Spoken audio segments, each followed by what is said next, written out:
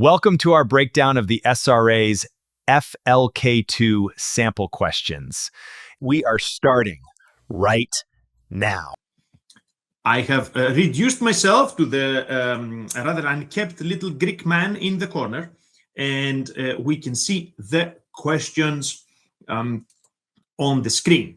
And remember, as I said, this is the SRA's sample. So we're starting from SRA's sample for FLK2, and we're starting with question 1. Yeah, and we're going to go through all of them. I had prepared the set of 85, but we keep on going.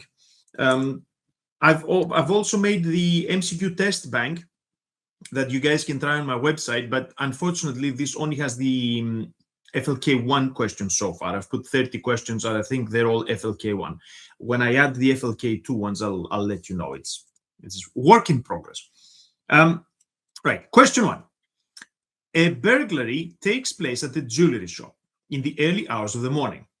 The police were called to the incident by the manager of a bar which is situated opposite the jewelry shop 10 meters away. The manager of the bar viewed the burglary via the bar's closed-circuit television, the CCTV system. However, no recording of the burglary is available because the CCTV system was faulty. The manager gave a statement to the police indicating that despite the poor street lighting, he recognized the offender as a man who used to work at the bar until a year ago. He names the man to the police. The man, who has previous convictions for burglary, is arrested by the police. In his police interview under caution, the man agrees that he used to work in the bar, but denies that he committed the burglary. The police are considering whether to hold an identification procedure. That's where the question is. Would an identification procedure serve a useful purpose in this case? Your options are yes, because the manager viewed the burglary via CCTV camera which failed to record the incident.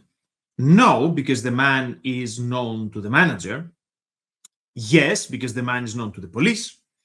No, because the lighting at the time of the offense was poor. Or no, because the distance between the jewelry shop and the bar was too great. Okay. Clearly, the topic has to do with police procedure. So this is on the criminal procedure side of FLK2. We need to figure out what the police should do in this case to validate the identity of the person and what steps are available to them. So for those of you who have had the misfortune of preparing for a criminal procedure, what would you pick?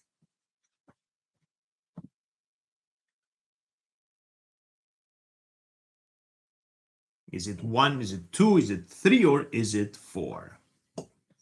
Okay, we've got Jill has one suggestion, 4.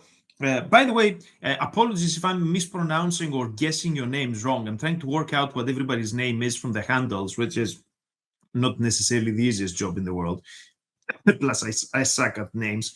Right, so we've got suggestion number 2. Okay, I hear a cat fight in the corridor. Maybe you guys are gonna get to see Cookie and Nugget sometime soon when they make it in here. Now, the correct answer is in fact 2. Yes. Well, Thanos says because of prejudice, not necessarily, right? So the correct answer is 2. The man is known to the manager. So let us think back as to what the identification procedure is. Now, generally, you don't need an identification procedure if the witness already recognizes and names the subject. So the manager of the pub knows the guy because they previously worked together. We need to think about what PACE Code D says. PACE is the Code of Practice under the Police and Criminal Evidence Act of 1984. And Code D is the area where it governs identification procedures.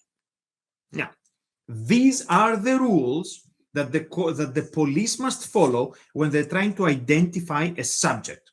And they're going to deal with situations like identification from eyewitnesses, recognition evidence, and various formal identification procedures. So what are the available options? Using Code D, the police can use an identification parade. You remember this that you see in American movies when they all kind of line them up and somebody needs to pick the correct person. Video identifications, but we can also have group identifications and confrontations. When do we need this identification procedure? This is held when a witness has seen the offender and the witness cannot identify the subject by name, so they don't already know them. Yeah? Or the suspect disputes that they were the person there. You are not requiring the identification procedure when the subject is already known to the witness, or the witness can identify the subject by name or some other clear description, or in any event when identification is not an issue. That is why we don't need the identification procedure in this case. It does not serve a useful purpose because the manager can identify the perpetrator and can identify them by name. So the technical process of the police going through specific steps to identify that they're talking about the correct person are not needed when the witness can identify them securely by name. So the correct is 2. The others are wrong. The first one said yes because the manager viewed the burglary via CCTV, but how it was seen and whether the recording is available doesn't really change it because the guy already knows his name. Whether the man is known to the police is not the issue. Whether the lighting was good or not, again, is not an issue. And again, the distance that might hinder somebody's vision is not an issue because in this case, the manager of the place, the manager of the bar, saw the perpetrator and can identify him clearly. Yeah. Now, if you've just kind of come in here with an undergraduate law degree and you've done criminal law, but you've never touched issues about procedure, then maybe the whole thing is meaningless to you and you've never heard of the concept before. If you have started reading the material for criminal litigation and the procedures that the police needs to follow, then you're a little bit closer to this, so it might be a little bit more familiar to you. But there we go. I've got some videos on criminal procedure, what happens at the police station, rights upon arrest, and so on. And I'm moving towards creating more content. I've got a video coming up that's going to cover these areas specifically. But considering the trusts took so long to get out, I'm a little bit late in that part of FLK2. So, are we all happy? Shall we proceed to our next question? Okay, and today we're drinking coffee because last term these were branded as coffee breaks. So today we're drinking coffee on the Disneyland cup. Yeah. Okie dokie. Let's move on to our next question.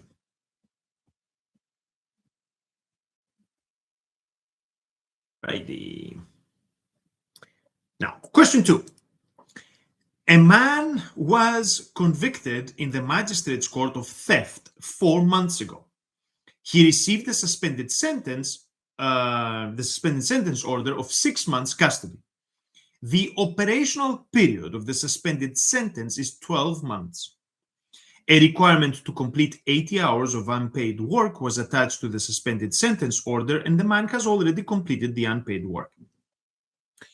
The man has now been convicted in the magistrate's court for an offense of criminal damage committed 1 month ago. The question for you: Can the magistrate's court now activate the custodial sentence? Okay, let's have a think. Is it yes, because the man has committed an offense during the operational period of the suspended sentence order? Is it no, because the new offense is not imprisonable? Is it no, because the man has completed the requirement attached to the suspended sentence order? Is it no, because the operational period of the suspended sentence order is still running? Is it yes, because the man has committed an offense within the 6-month period of custody imposed? Okay.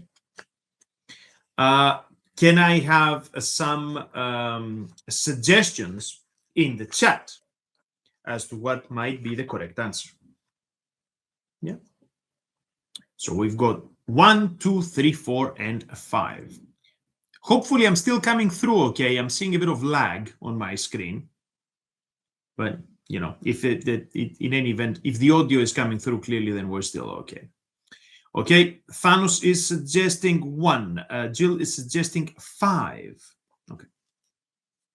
This is a bad question, right? This is a tricky question that is meant to confuse. Think about what you need to focus. Are you meant to focus on completion requirements, or are you meant to focus on the length of the custodial term? What you should be focusing on in this case is the operational period, right? Because there are a lot of numbers thrown around, there are a lot of time periods, but not all of them are equally relevant. The correct answer is going to be number 1. So Thanos is right, Jill is wrong, unfortunately, here. Number 1 says yes, because the man has committed an offense during the operational period of the suspended sentence order. Now, what is the law behind this? We're looking at the Criminal Justice Act of 2003, specifically Section 189. A suspended sentence may be activated if the offender commits any further offense during the operational period, regardless of whether the requirements attached to the order have been completed. The key trigger here is the commission of a further offense within this operational period, not the custodial term itself, not the nature of the new offense. The statutory rule, as I said, comes from Section 189. And it just says this: when an offender commits a further offense during the operational period or of a suspended sentence order, the court must deal with a suspended sentence. And then it says the court must activate the suspended custodial sentence unless it would be unjust to do so. The completion of any requirements do not prevent activation, and the nature of the new offense is irrelevant. The man was convicted, he had the suspended sentence, he met his requirements, but he reoffended within the period, which means that the court must now send him back, and it doesn't matter whether the crime that he committed by reoffending is one that is itself custodial or not. So, think about, as I said, completion requirements versus the length of the custodial term. Think about which period is the one that matters. 1 is the correct answer. 2 is irrelevant, because whether the new offense is non-imprisonable doesn't matter. 3 is irrelevant, because having completed or not the requirements doesn't change anything. 4 is wrong, because it says the operational period is still running. Well, no, that's not what we're after. We're after at the time of reoffending. And 5 is yes, because the man has committed an offense within the 6-month period of custody imposed. It wasn't that. It was the operational period that is the relevant time frame, not the custody period. Back into the gruesome world of FLK2. A man died leaving a will by which he left all his estate to 3 trustees to hold on trust for the 4 children of his best friend. The children are to inherit at the age of 18. 2 of the children have reached the age of 18 and have received their share of the trust fund. The other 2 children are still under the age of 18. The trust fund comprises a portfolio of shares. One of the trustees has just died. Which of the following best describes whether it's necessary for a replacement trustee to be appointed? Your first option is a replacement trustee must be appointed because some of the beneficiaries are still under the age of 18. Second option, a replacement trustee must be appointed because 3 trustees were originally appointed and there are now only 2 trustees. Option 3, there is no requirement to appoint a replacement trustee because the trust came into effect after the man's death and not during his lifetime. Option 4, there is no requirement to appoint a replacement trustee because there is no land in the trust investments. And option 5, there is no requirement to appoint a replacement trustee because there are 2 surviving trustees. All right. Now, law of trusts, not my favorite area, and I just completed a new video on the law of trusts that you guys have probably seen. It's originally available for our channel members, but since this is a member stream, you have probably seen it already. I think it's nice. It starts off with me drinking my uncle's wines. Yes, there are wines called Glinavos from the northwest of Greece. So Thanos probably knows about this. And I am drinking my uncle's wines and having a walk around the actual vineyard at the beginning of that video, which I thought was a nice touch. Clearly, it's all been done by AI, but trust me, I have physically been there. When I go back there in the summer, I'm going to make a proper video for you guys so you can have a look. Now, in addition to this, I just put on our Substack a text guide on the law of trusts. It's going to publish next Tuesday. So if you're members on the Substack as well, so that happens either if you're on the preppers level here or if you have a separate subscription for Substack, then you're going to see that text resource over there as well. So the law of trusts, I mean, what can I say? Not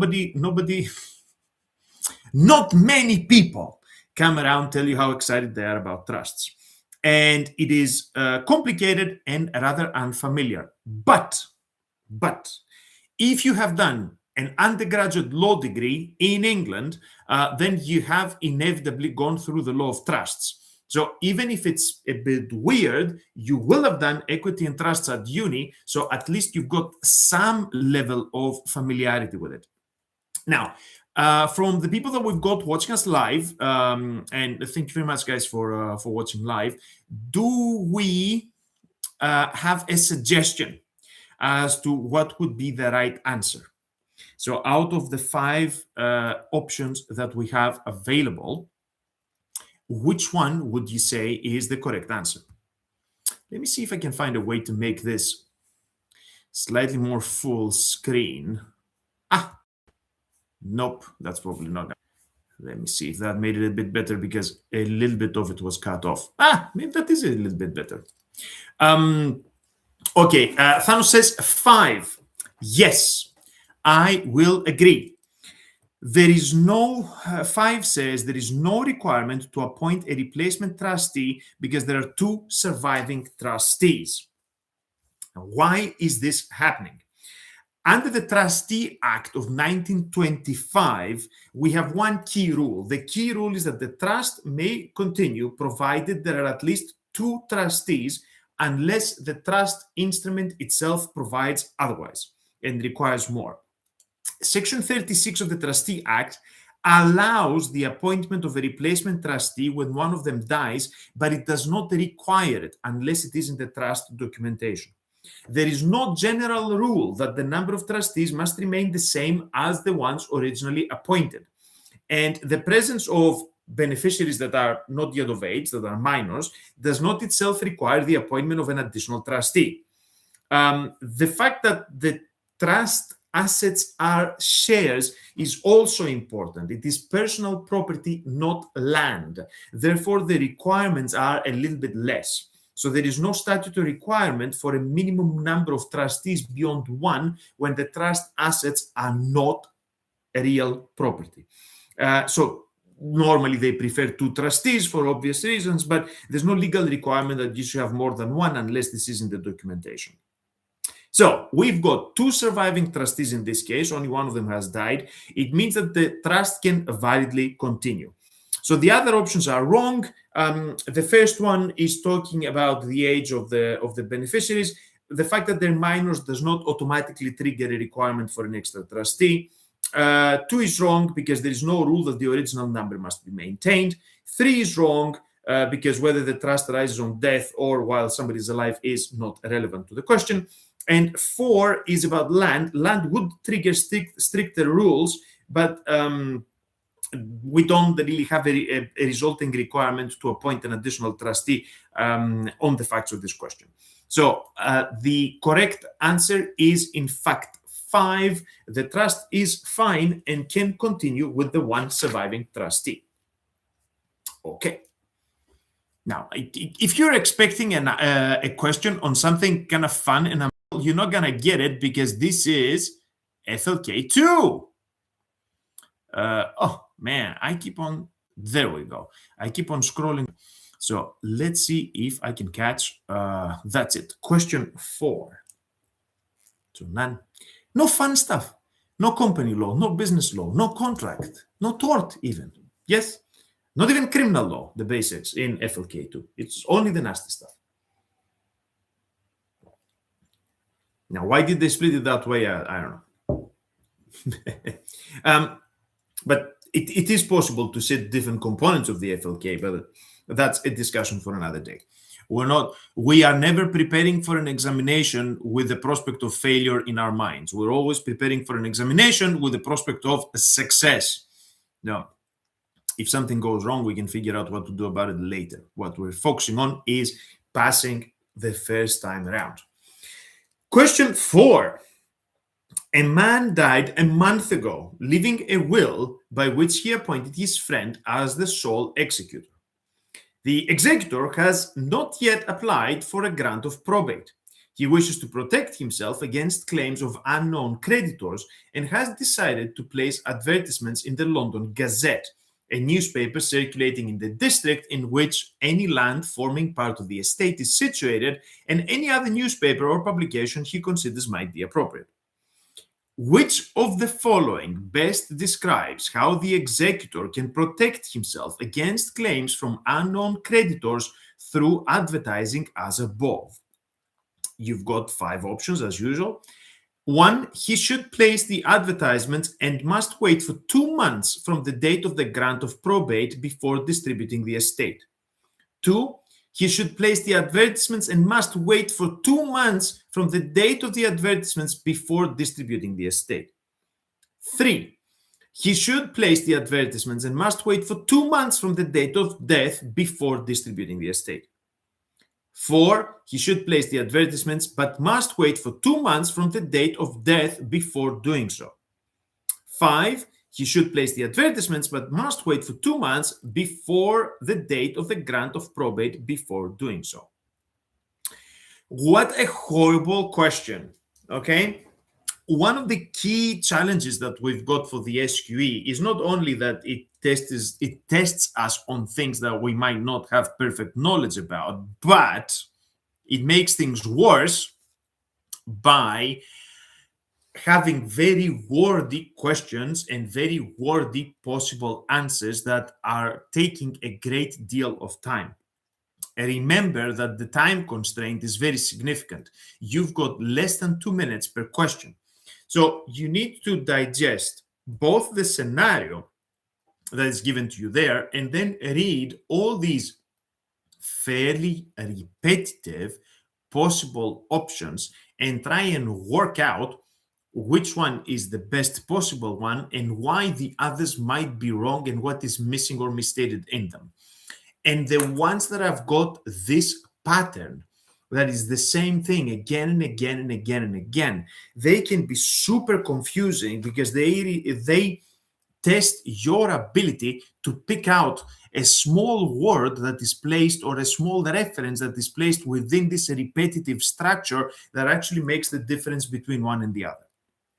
So, next time somebody comes and tells you the SQE is just a bunch of multiple choice questions, therefore it's easy, take a screenshot of this and show them this, okay? Because here we've got a fairly sort of niche question on a specific area, and then we've got 5 answers that all of them seem to be saying the same thing. So, no, multiple choice questions can be horrible, and I think we have succeeded in finding a horrible one as an example. Right, were we to venture an answer, what would you think the correct answer is here? I've got my suspicions, but to be honest with you, I had to read the various options again and again and again to make sure that I was picking the correct one. The correct answer here is answer number 2. He should place the advertisements and must wait for 2 months from the date of the advertisements before distributing the estate. Okay. What is this all about? Yes, I mean, Thano, you got no idea. I don't blame you. This is a very, not only the question is structured in a horrible way, but also, you know, this is on a kind of niche area that unless you've revised it or read about it specifically, you have no clue, right? The legal reference here is the Trustee Act of 1925, specifically Section 27. Section 27 allows for a personal representative, who would be the executor or the administrator of the estate, to protect themselves from unknown creditors by advertising for claims. Because what you don't want to do is to start distributing the assets that are related to the estate and progress with the procedure, and then somebody popping up at a later point and saying, oh, you know, but like I had the claim and I was not, my claim was not satisfied before you gave away the money, which then can lead to personal liability on the executor. You don't want to do this. So Section 27 is to protect the executor from that possibility of an unknown creditor popping out of the woodwork and raising a claim. The way to do this is to advertise and inform about potential claims. And how do you do this? You advertise in newspapers that are appropriate, usually the local papers where the land is situated. Now, you're going to tell me at this day and age, who the hell reads the newspapers? Of course, the answer is nobody.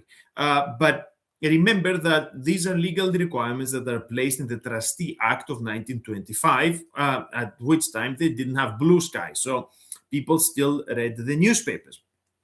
So what the requirement actually is for publicity. It's for the publicity of the process and the process that the estate is going through the probate, so anybody who has a claim against the estate to be notified in a timely manner so they can come forward before the process is completed.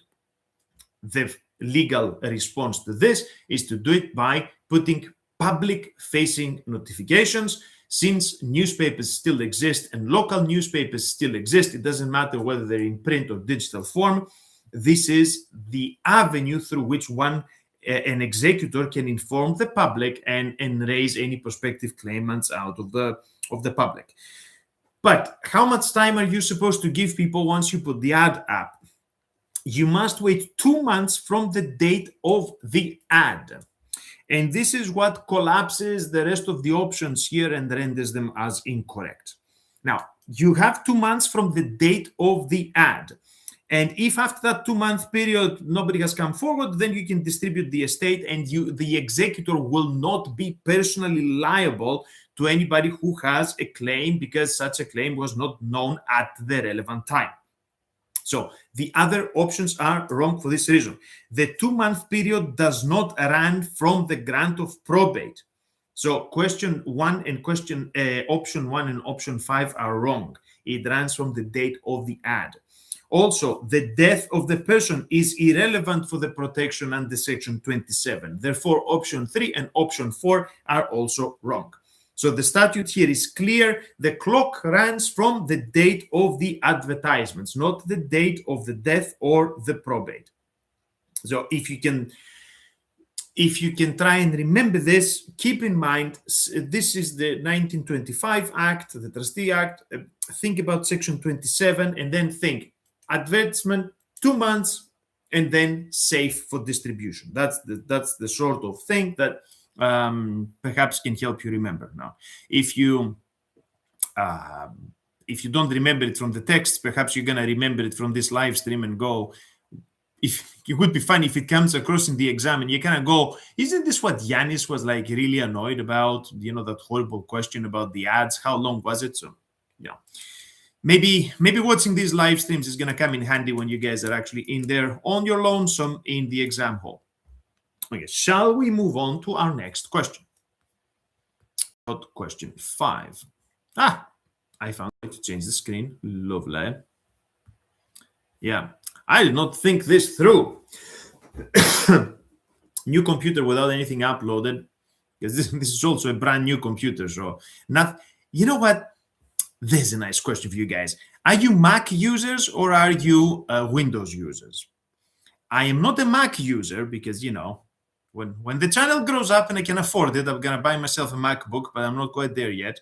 So I've been a Windows user. What I find so frustrating is that you buy a new computer and you cannot actually use it, and you have to spend like 2 hours trying to update and set stuff up. I mean, what sort of user experience in this? That you buy something new, you take it out of the box, you're excited, and then you have to watch some kind of swivelly blue screen for 2 hours while it's trying to set itself up. I mean, who thinks of this stuff, okay? So I think those of you who are Mac users, you don't actually have this experience that if you buy a Mac, it just comes bang on and you can switch it on and it works. Yeah, Jill is there. Yes, I mean, I had an iPad, and okay. First of all, I don't know how to use the Mac products. Okay, there's that. But I took it out of the box and turned it on, and it was there. And you know, I could watch Netflix pretty much straight away. I didn't have to do anything. I mean, this computer I was setting, the one I'm using just now, I set it up yesterday. I thought it would be exciting, but it wasn't exciting after like an hour and a half of it doing updates, me not being able to touch it. So yeah, at least it works with this live stream. Yeah, and the quality of the I gotta go cut my hair or something, because now that the quality of the camera is better, you guys can actually see me. So maybe I shouldn't be looking like a crazy man all the time. Yeah. Okay. Do not comment on my appearance. It's not nice. Question 5. Another one on wills and estates and probate. My God, this is why I look happier when I'm doing FLK1. Now, question 5. By his will, a testator appointed his spouse, his friend, and his adult son to be his executors. Sounds like a joke. Yeah, it's like a spouse, a friend, and an adult walk into a pub. No. The testator and his wife divorced after the will was executed. The testator has now died. The son predeceased the testator, and a grant of probate to the son's estate was obtained by his nephew. Lord Almighty. Now, the testator left all of his estate to his niece, who is now 20 years of age. I guess this is the point at which you just pick one at random and move on to the next question. Yeah, let's go through this again, because even though I prepared these earlier, I still got no clue what's happening. Okay, so testator appoints his spouse, his friend, and his adult son to be the executors. He divorces his wife after the will is executed, and he dies. Terrific. And then the son also dies. Yeah, and now the whole thing, the grant of probate, is obtained by the nephew. But the estate is all left to the niece. That's a 20-year-old. Question for you guys that are asked to untangle this mess. Who has the best right to apply for a grant of representation to the testator's estate? Dear God. Okay. Oof.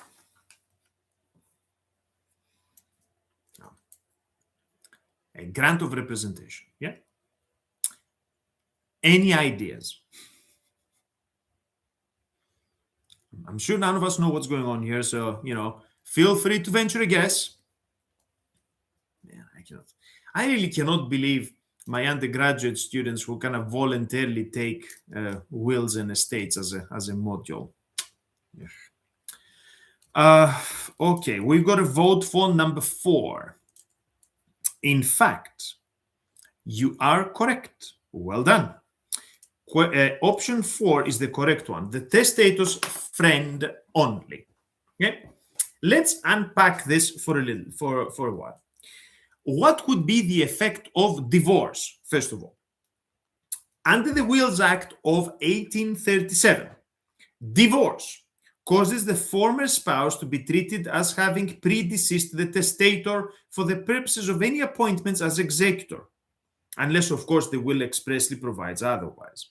Meaning, in plain English, that the ex-wife is as good as dead. Yeah?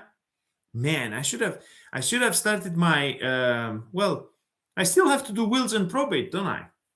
I've done trusts, but yeah, so okay, you know what we're gonna do? I'm gonna start the next lecture, the next video with wills and probate, and we're gonna use this, aren't we? This is gonna be so much fun, man. Like, the divorced, the ex-wife's dead, rejoice. Yes. Okay. This is turning grim. I apologize. But it's not my fault. It's the Wills Act of 1837. So, divorced spouse, it doesn't have to be the wife, it could be the man. Divorced spouse is as good as dead. So, no right to apply for the grant of representation. What about the executor beating the testator to the grave? So the adult son was appointed executor but predeceased the testator. An executor's authority is personal and does not pass to their estate. Okay, so if you die, if you're supposed to be the executor and you die before the others, then no game. So we're moving on to the nephew. The nephew, even though he obtained a grant to the son's estate, has no right to apply for a grant to the testator's estate. Okay, so once the executor is dead, if they died before the testator, then it doesn't flow on any obligations. What about the surviving executor? So the testator's friend, yes? That could mean anything, but yeah, there you go. The testator's friend is the only surviving validly appointed executor. Therefore, he has the primary and exclusive right to apply for a grant of probate. So the wife is as good as dead because she's ex. The nephew is as good as dead because he's dead. The surviving executor is the friend, so he's the one that we're running with at the moment. And what about the beneficiary position? The niece, aged 20, is the sole beneficiary, but the beneficiary only has standing to apply if there is no executor willing and able to act. Now, here we have a valid executor, the friend who survives, so the niece has no right. What is the takeaway from all of this mess? Divorce revokes spousal executorship. Executorship does not transmit to an executor's estate, and beneficiaries are secondary to surviving executors. So forget about the ex-spouse, forget about the nephew, forget about any combinations of the two, of the others, right? Forget about the beneficiary. The only thing you've got left with is the friend. Now, it cannot. Okay, fine. I've been a bit glib about this. The rules actually do make sense, right? Of course, you need to have studied this before and have in your mind this kind of flow down of rights and obligations in case various things happen. Because if you've never heard of this before, you wouldn't be able to pick the correct answer. But once you kind of get the statutory framework in mind, then it kind of makes sense. It would be nice if people went dying on top of each other, but such is life. It is a messy thing. That's why you ever seen a happy, like any lawyer that specializes in that stuff, you ever seen them being happy? No. That's the way that's why in the continent you never find any happy looking notaries, right? Because they spend most of their time doing this stuff. Are we ready for, hopefully, yes. I mean, the next one is something a little bit more pleasant. It's crime. Yay! Who prefers crime to people dying and stuff? Oops. Yeah. Got it. Nope. Now I got it. It's here. It should refresh and let us see shortly. Right. There we go. Question 6. Yes, I think you guys can see this. Yeah, okay, cool. It's just my screen was jumping all over the place and I wasn't sure you could see it, but everybody can see it, yeah? Are you guys enjoying this? If you're enjoying the show, hit the like button. I mean, why wouldn't you? Who would not enjoy the show when we're talking about people dying left and right and, ex-wives and testators and stuff dying on each other? Surely this is the kind of, it's like comedy at its highest. Oh, and by the way, if you guys are into comedy, go to the posts that I've got on the channel, the community posts. I posted yesterday the most advanced AI bot you can possibly imagine.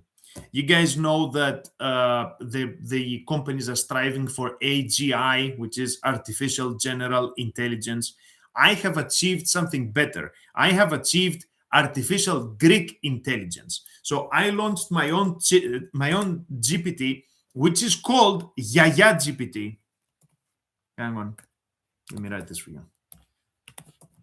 So you can actually find it in the store, in the OpenAI GPT store. So it's Yaya GPT. So it is like talking to your Greek grandmother. You can ask it anything you want about anything you've ever thought of, and it will reply in exactly the same way that your grandmother would reply. Yeah? So try it. Trust me. Your life will never be the same again.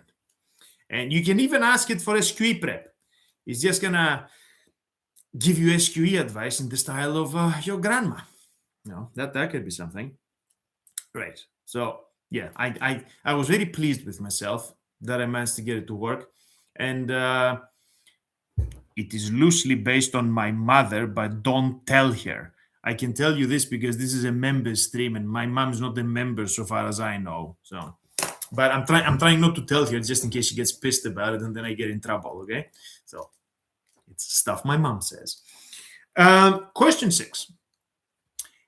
So yes, the collective wisdom of the grandmothers is not necessarily kind of common sense. Yeah, but yeah, I know, Thanos, I know you're Greek. That's why I know you'll get me. So you should try the GPT and and tell your friends. You're definitely gonna see your own grandmothers in there. Yeah. So question 6: a solicitor acts for a client who is found guilty of theft. The client asks the solicitor to present a plea in mitigation on her behalf. At the hearing, the client gives the court a false address and date of birth in order to conceal the fact that she has previous convictions. Which of the following statements best describes what the solicitor should do? 1. Cease to act immediately. 2. Not refer to the client's character or previous convictions. 3.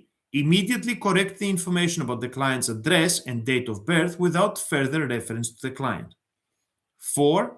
Not refer directly to the client's previous convictions, but imply that she is of good character. 5. Ask the client to correct the information about her address and date of birth, and if she refuses, cease to act. Okay. Now, this isn't perhaps as unfamiliar as the previous questions. I wouldn't say it's fantastic, but it is perhaps something that we can kind of work with or kind of try and get our heads around. It has to do with the solicitor's obligations when they're representing a client in the context of criminal procedure. And we need to think whether we have the capacity to actually fix things on behalf of the client, or whether we need to wait for the client to take action. You guys are both correct. Thank you. The correct answer is 5. Ask the client to correct the information about her address and date of birth. If she refuses, then cease to act. Now, why is this better than the other options? Because, I mean, the other options are not necessarily crazy, right? So you could have thought, you could have gone with one of the others. So, SQE1 area of criminal practice and professional conduct. Yeah, so it combines these two areas. The duty of the solicitor is not to mislead the court, and they must take steps to correct false information given in proceedings.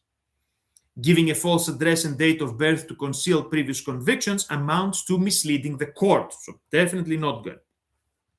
But the solicitor must not correct the information themselves without instructions. The reason for this is that if they take it upon themselves to fix this, they would be disclosing client information without having been given the appropriate authority. So this is the balance between the solicitor respecting their instructions and client confidentiality, and respecting their duty to the court not to mislead the court. So the fixing it themselves is not the correct pathway, because then they would be breaching their obligations to the client. So the correct approach is to take this to the client and advise them that this is a problem and they're obligated to correct the false information. So it is the client's responsibility to go and fix it. If the client instructs the lawyer to do it on their behalf and inform the court, that's fine. But the solicitor does not have the capacity to do this on their own initiative without involving the client. If the client refuses, the solicitor then must cease to act. If they continue to act, it would make the solicitor in breach of their duties to the court. So think about, and this, we come across this in a variety of contexts when we're talking about professional ethics and the obligations towards the court. The solicitor has an overriding duty to the court. This takes precedence over the duty to act in the client's best interests. Okay? But it doesn't mean that you can completely disregard client instructions or client confidentiality when you're trying to fulfill your overriding duty to the court. You can also refer to the principles in the Solicitor Regulation Authority's Code of Conduct. According to this, so this is something that you need to know, the SRA's Code of Conduct is something that you need to go through, because otherwise you wouldn't be able to address the professional requirements questions that come up in the SQE. So there we have repeated the duty not to mislead the court, and we also have an obligation to withdraw from representing the client when continued representation would involve serious misconduct. The other answers, therefore, are wrong. The first one, let's seize immediately. Immediate cessation without first asking the client to correct the position is premature. So this is, it's not that it's prohibited, but it's not the correct course of action. Second is silence. Silence does not address the fact that the court is being misled, so it would put the solicitor in breach of their duties. Correcting the information unilaterally would breach client confidentiality, so this is not something that they should do either. 4 says not refer directly to the client's previous convictions. Yeah, but I mean, implying good character then is misleading the court, because it is based on the client's attempt to conceal the previous convictions, right? So it's not like you don't have to volunteer stuff that are negative for the client, but here the client have actually taken a positive act to give false information to the court, and this is what this impression is based on. So 4 cannot be the correct answer. So 5 is the correct answer here. Giving false information to the court is one thing, but then what the solicitor needs to do is to ask the client to correct this, And if the client does not want to correct this, then they need to stop acting on behalf of the client. Otherwise, they're risking their own position, and they will be in breach of their overriding duty to the court. We've got a freeholder. They've been granted a 15-year commercial lease of a property in 2013. They granted that lease to a newsagent. The newsagent subsequently assigned the lease to a clothing retailer. The clothing retailer then assigned the lease to a chemist. The chemist then assigned the lease to a bookstore. Kind of makes you wonder about the property, right? If nobody can hold on to the lease for more than a few years. But anyway, all these assignments were made with the landlord's consent. For the assignment to the clothing retailer, the freeholder required an authorized guarantee agreement from the newsagent. Similarly, the freeholder required an authorized guarantee agreement from the chemist when the lease was assigned to the bookstore. The bookstore has failed to pay the latest quarter's rent. Apart from the bookstore, with whom can the freeholder can the freeholder recover the outstanding rent? Your options are the chemist, the clothing retailer, and the newsagent. Option B, the chemist only. Option C, the clothing retailer only. Option D, the newsagent only. Option E, the chemist and the newsagent only. Okay, so what do we think about this one? Would anybody like to venture a guess as to who should be the one who gets to pay? Okay, Jill is saying the chemist, which is option B, right? Do we have any other offers on the table, or shall we all go for the chemist? I don't know how we feel about this. This is certainly like a rather complicated one, and I will explain why for a moment. Now, what's the key issue here? What's going on? The key issue is who has liability for tenant covenants when assignments of the lease have been granted, right? Now, the timing here is important. If a lease has been granted after the 1st of January 1996, which is my favorite year because this is 1996 is the year I came to this country to study. Yes, all Spice Girls, Tony Blair coming up, all that stuff. Man, that was an interesting time. So a relevant period here is anything that happens after 1996 January. This is because we've got the Landlord and Tenant Act that covers covenants that came in 1995. Now, under this 1995 Act, when a tenant assigns a new tenancy, the assigning tenant is released from future liability. So if we've got any liabilities under the covenants, the old ones are released unless the landlord requires the tenant to enter into an authorized guarantee agreement, the AGA.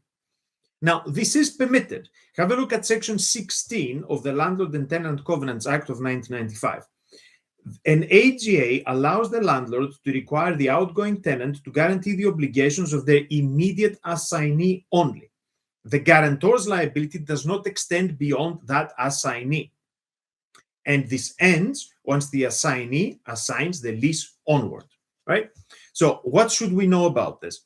We should know that once the lease is assigned to a new party, the obligation of the existing party ceases unless they've signed an AGA, right? That's the thing to remember. So let's apply this idea to this scenario.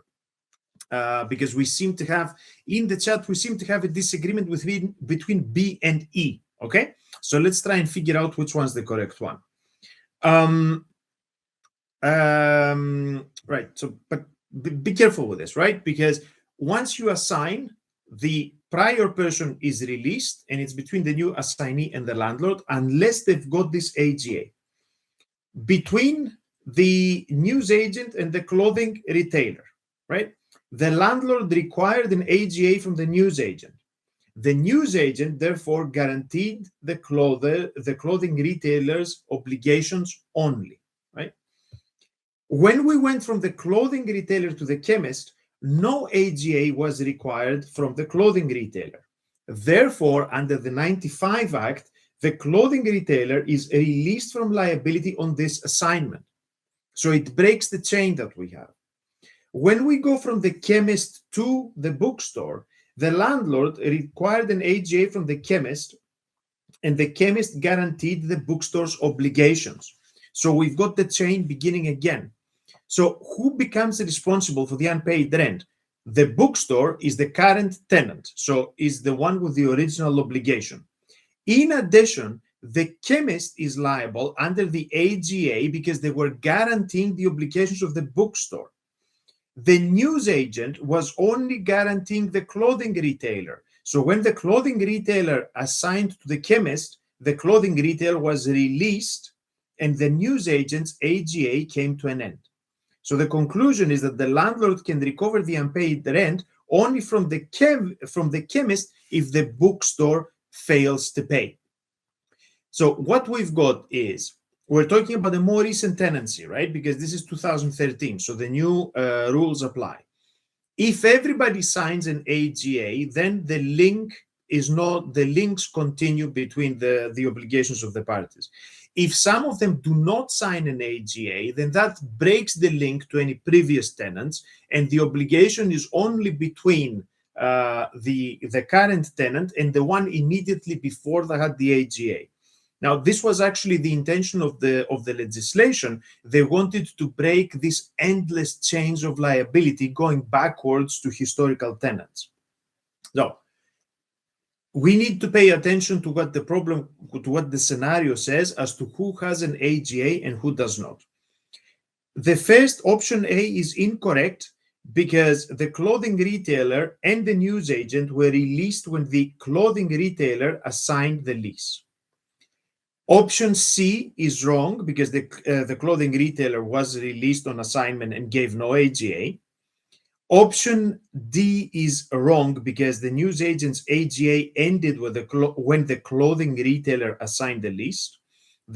And E is wrong because the newsagent's AGA did not extend beyond the clothing retailer's period as the tenant. So what we've got is the situation where the current tenant is responsible, that's the bookstore, and the one immediately prior in the chain that gave the AGA, which is going to be the chemist. So the question was, apart from the bookstore, who else is responsible? The only one responsible is the chemist. Now, is that a question that one could answer in the context of being tested for FLK2? I mean, guys, in all honesty, I think the answer here is no, because this goes, I think, way too deep into the weeds. And before I came into this meeting, I spent the morning on a workshop with the SRA where we were reviewing parts of the FLK, and the SRA wanted various people's opinion as to whether they're examining the correct stuff or when they should continue to examine the same stuff. And what everybody was saying is that the whole point of this is to examine sort of high-level knowledge from day one solicitors, and that they're not seeking to examine things that go into tremendous detail that require people to look up the information. So the whole point of the SQE is that it tests a recollection of basic information across a wide array of topics, so people are in a position to then find when they need additional information and at least react correctly the first time they come across something. If you get a question that is so detailed that requires knowledge of the specific Landlord and Tenant Covenants Act of 95, and then can go into such detail in kind of parsing through various scenarios on what happens, for me, I think this is testing too much. So I think this is a very difficult question. The average person that's gone through land law and property law and the related information would really struggle to find the correct answer here, especially because the options are so confusing and the scenario itself is so complex. So I don't know how you guys feel about it. You can give me unhappy looking emojis if you want, but I definitely think that this is too complicated. Well, this isn't simply an issue. So to respond to Maria's comment in the chat, this isn't simply an issue of guarantees. The guarantee is through the particular statutory scheme of the AGAs, which does not operate like a normal guarantee. It operates within this strict statutory framework that we've got in these provisions. Now, of course, hang on.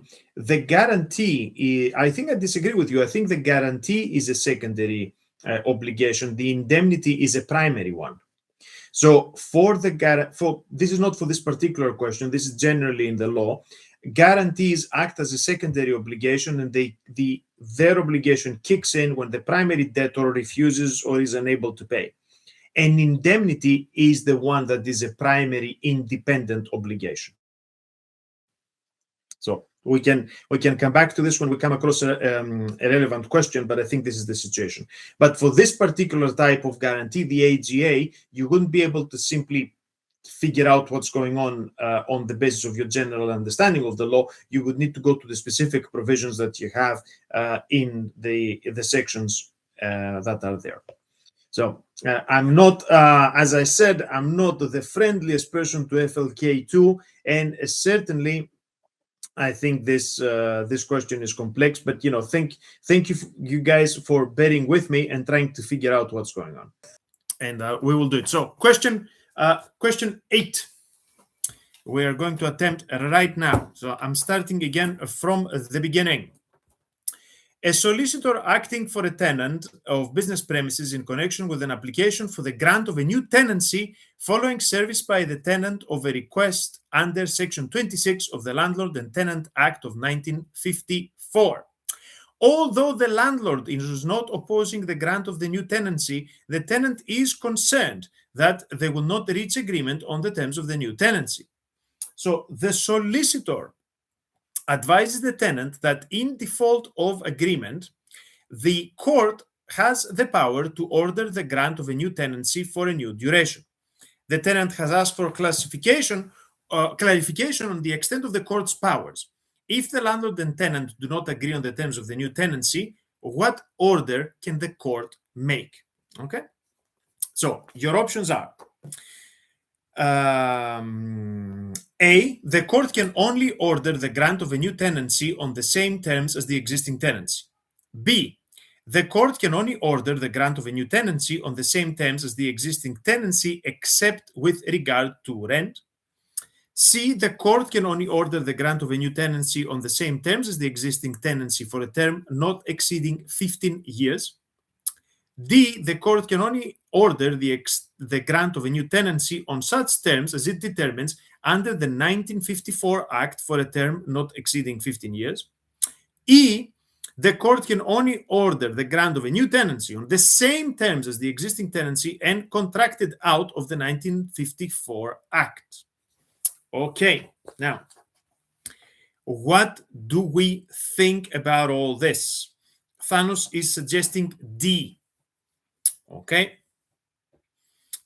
Do we have any out? Sean as well is suggesting D. Okay. Do we have any other takers here? Now, the question is about the powers of the court when they're determining the terms of a new business tenancy. And this is all under Part 2 of the Landlord and Tenant Act of 1954. The tenant already has tenancy. They're thinking about extending the term. Importantly, the landlord is not opposing the renewal.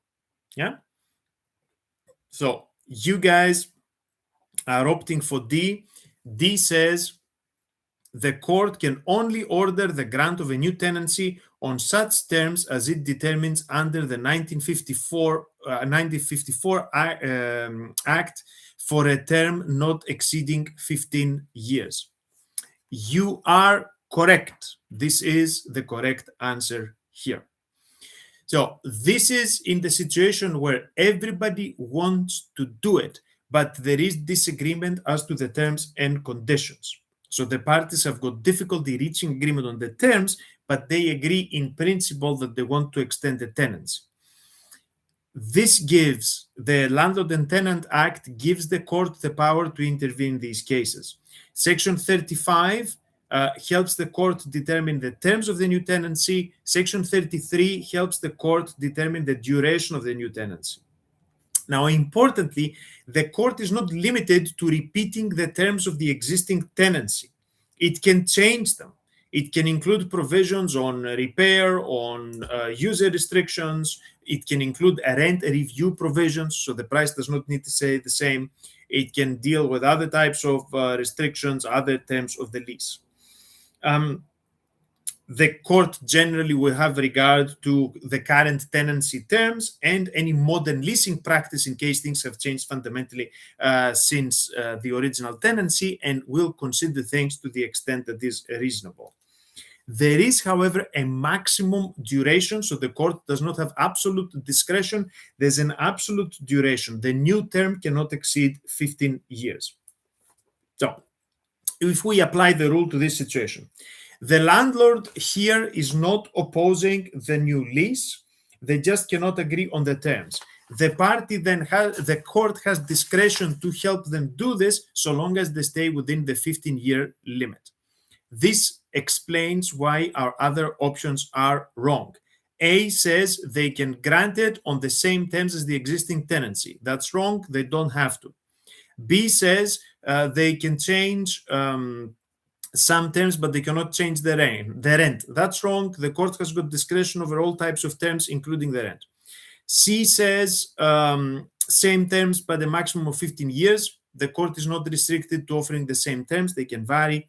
E says same terms and contracted out. Now, this is incorrect.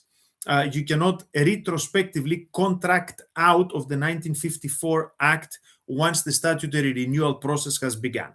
So the only one that is correct on the law is D. The court can only order the grant of a new tenancy on the terms that it determines fair under the direction of the Act, so long as they respect the 15-year limit. Okay? Good stuff. Remember, this is business, tenancy for business premises. Before you get too excited, different provisions apply for residential rents. Check this out. We managed to answer a question without being interrupted or the computer crashing or something like this. Press the like button. Give us like a thumbs up to celebrate how well we've done. Yes? So there we go. So, yay, computer. So what we have all learned is we never buy Dell. Okay? Never. Trust me. Even if they give you one free from work, throw it away. Okay, so let's see if we can move on to question 9. By this rate, we're gonna be here all afternoon. Right. But you see, dealing with adversity and technological disaster is very much a part of the live streaming experience. Yes, I mean, what sort of a YouTuber would I be if I couldn't cope with 2 or 3 computer meltdowns per week? Yeah. Okay, now, question 9. Under the terms of his will, a company director's estate is to be held on trust to pay the income to his daughter for her life, and after her death, it is to be divided between all the present and former employees of his company. The daughter consults a solicitor to ask whether the gift is valid. The daughter objects to the terms of her father's will and is also concerned that it is not workable. Yeah, I bet. Although the daughter has a complete list of past and present employees of the company, she is not sure that all of them can be traced. Which of the following statements provides the best advice regarding the gift? Is it A, the gift is not valid because the class of beneficiaries is administratively unworkable? B, the gift is not valid because a company cannot be a beneficiary? C, the gift is valid because the company still exists. D, the gift is valid because there's a large number of employees of the company who can benefit from it. E, the gift is valid because there's a complete record of past and present employees of the company. Okay, how do we feel about this one? Is the gift going to be valid? And if it is valid, what would be the appropriate reason? Okay, so we've got one suggestion for E. What do the rest of you guys think? Do we have any other brave souls that want to give us a vote here? Aha. Okay, so we've got a suggestion. A suggestion for C, I think. Is that what you're trying to say, Thano? Is it C? Okay. Now, okay, we cannot find. Okay, you're saying that it's a problem that we cannot find all the employees. Okay, you were thinking A. Okay, I got it. Okay, let's have a think about this. This is a fixed trust. So what is important here is that we have certainty of objects. So under the will, the daughter is meant to receive income for life. Yeah, okay, well, that we're fine. And then after her death, the capital is to be divided between all present and former employees of the company. This is not a discretionary trust because the trustees don't get to decide who gets the money. It is already predetermined who gets the money. It's the members of a specified class. So you see, that's the distinction between a fixed and a discretionary trust. In the discretionary trust, you empower the trustees to make the decision as to who gets it. In a fixed trust, it is the testator that has made the determination of who gets to have the money. So this is going to be a fixed trust. The question is, does it fail if we've got concerns about reaching the members of the class? If we have a complete list of beneficiaries, then we are fine, because the key test here is certainty of objects. So long as we can work out who is the intended beneficiary in the class, then that is sufficient to make the trust workable, and administrative issues like getting in touch with them and so on are not severe enough to undermine the trust. So if we apply this rule to what's going on here, I mean, if you want the case reference, one of the key cases that established this is the case IRC versus Broadway Cottages Trust. It's a case from 1955, but you find others that say the same stuff. When we apply this rule to these facts, what is the class of beneficiaries here? It is all present and former employees of the company. Is this conceptually certain? I think it is. We know who is an employee. It's a recognizable category. And the class is limited to those who have worked for this specific company. So we have no difficulty figuring out who this is. And it's a key fact given to you by the question, the fact that they have a complete list of present and former employees. They already have it. Well, it's not vague because you know who has been an employee. Maybe you don't know how to reach them, perhaps. If they've moved addresses, you don't have up-to-date contact details, but a company will know who has been an employee at any given point and who is an employee now. For one, national insurance records will be able to give this to you. So the trustees are able to compile a complete list of the beneficiaries. So they will satisfy the test that we have in the case law. And the trust is not going to fail for uncertainty, even if you cannot easily trace some of them.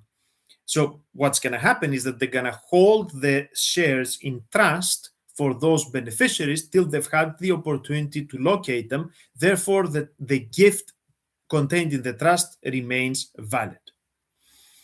So yes, it was past and present employees. It wasn't kind of future employees that you don't know who they're going to be. It's limited to people that you can already identify. So the daughter is concerned because she probably wants to direct the money someplace else. But the fact that she's got issues with this doesn't mean that the trust becomes invalid. As I said, administrative difficulties will not invalidate the trust. The key test, remember, is whether the members of the class are identifiable, not whether they are immediately traceable. So the other options are wrong for that reason. A says the gift is not valid because it's administratively unworkable. This is incorrect. This is only a problem if we had like a huge discretionary trust with a lot of potential beneficiaries, and then we cannot kind of find them in order for the trustees to exercise their discretion. This isn't what's going on here. B says a company cannot be a beneficiary. This is incorrect. Here, the beneficiaries are the employees, not the company itself. C says it's valid because the company still exists. The reasoning here is wrong. The validity depends on certainty about the beneficiaries. It's not dependent on whether the company exists or not. D is, it says valid because there are many employees. This is incorrect. The number of beneficiaries doesn't matter. What matters is being able to identify them. So the best possible answer here is E. So remember, we need certainty of objects for fixed trusts. Don't confuse this with requirements for discretionary trusts. Practical issues such as finding them will not invalidate the trust. And here it's already given to you by the question that you've got a complete employee record available. Now, even if the answer is a little bit unsatisfactory, don't let this confuse you. You remember that the task here is to find the best possible answer amongst the ones that you're given. If we were writing the answers ourselves, maybe we would have offered something else that is probably a better answer, right? Because since the question was, which of the following statements provides the best advice regarding the gift, maybe we could have come up with something else that's better. But this isn't the task. The task is you've got 5 choices. Out of these 5 choices, take out the ones that are wrong, take ones that are factually irrelevant, and then from what you've got left, which is the one that comes the closest. It might not be perfect. It might not be the one that you would have drafted yourself, but that does not matter. What matters is that you're picking the one that gets the closest. Okay? So don't expect perfection. And remember throughout this whole process that as you're doing this, you really need to come to an answer in less than 2 minutes. Yeah? Because when you're sitting there in the SQ, you've got the clock ticking. You don't have the time to kind of get upset about the question or kind of fret about phrasing. You need to look at it, make an informed decision, note that decision, and then move on in less than 2 minutes. So yeah, speed is of the essence. In the same way that if your computer dies and you need to find another computer to start the stream, speed is also of the essence. With that, we have made it to question 10. You see, this has been a battle with time all together. Yes. Okay. Right. And you guys are still connected throughout this, which is remarkable. Okay, question 10. A will trust contains the following provision. What does it say? My trustees shall hold my property on trust to permit my mother to live in the property for the remainder of her life, and after her death to hold the property upon trust for such of my nephew and niece as survive my mother and attain the age of 21 years in equal shares. Okay. The nephew has now reached 20 years old and the niece is 22. Which of the following statements best describes the beneficial interests in the trust fund? Is it A, the mother has a vested interest, but the nephew and niece have contingent interests? Is it B, the mother has a contingent interest, but the nephew and niece have vested interests? Is it C, the mother, nephew, and niece all have contingent interests? Is it D, the mother, nephew, and niece all have vested interests? Or is it E, The mother and niece have vested interests, but the nephew has a contingent interest. Alrighty, so we need to figure out what is a vested and what is a contingent interest in these circumstances. Yeah. If you guys are unfamiliar with wills and estates, I've got a new video that is available for the community of our members, where I go through the requirements for wills and estates in quite some detail. That if you've never heard of any of this stuff before, it's gonna give you like a good introduction as to what's happening, hopefully. And the video starts with me being visited by a ghost in kind of Scrooge Christmas movie style. Yeah, so you see, I'm trying my best here. I'm trying my best to kind of spicy up extraordinarily boring subjects. Okay, how do we make the distinction between vested and contingent interest? Now, first of all, the mother. Okay, the trustee's direction here is creating a life interest for the mother. And a life interest is a vested possession because the beneficiary is identified and the right to occupy the premises arises immediately. So the mother's identified, the interest arises immediately. She has actual occupation at the time. So this counts as a vested interest. However, there are conditions for the nephew and the niece. After the mother's death, the property is to be held for the nephew and the niece, and they must have attained the age of 21. So the wording that we've got in the will here imposes a set of conditions precedent. There are two. One is that the beneficiary must survive the mother, and secondly is that they need to reach the age of 21 before becoming entitled to the property. When we have a gift in the will that is expressed in this form, they do not obtain a vested interest because they've got conditions, okay? So the conditions make the gift contingent, not vested. So if we apply these rules to the factual situation that we've got in front of us, we've got the niece that is already 22, the nephew is 20. So the niece has satisfied the age condition, but not the nephew. But in any event, the mother is still alive. So neither of them has satisfied the condition that says, the mother needs to go. So they haven't satisfied the survival requirement. Neither of them attain a vested interest. Their interests remain contingent until the mom croaks and they've both passed the age of 21. So this is now makes obvious why some of the other options are incorrect. B is incorrect because the life interest takes effect immediately, right? So hang on.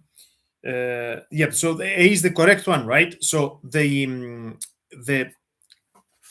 option that says the mother has a vested interest and the nephew and niece have contingent is the correct answer. So A is the one that wins on the basis of this analysis. B is incorrect because it says the mother has contingent. She doesn't have contingent. Here, right is effective immediately, so it is already vested.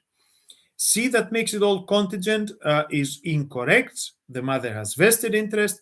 D, that makes it all vested, is incorrect for the same reason. They're not all vested. And E, the mother and the niece, it says, have vested interests. No, they don't. Okay, the mother has vested, the niece has contingent. So this is an opportunity to get you to distinguish between contingent and vested interests. The best way to do this is to remember who still has conditions to satisfy.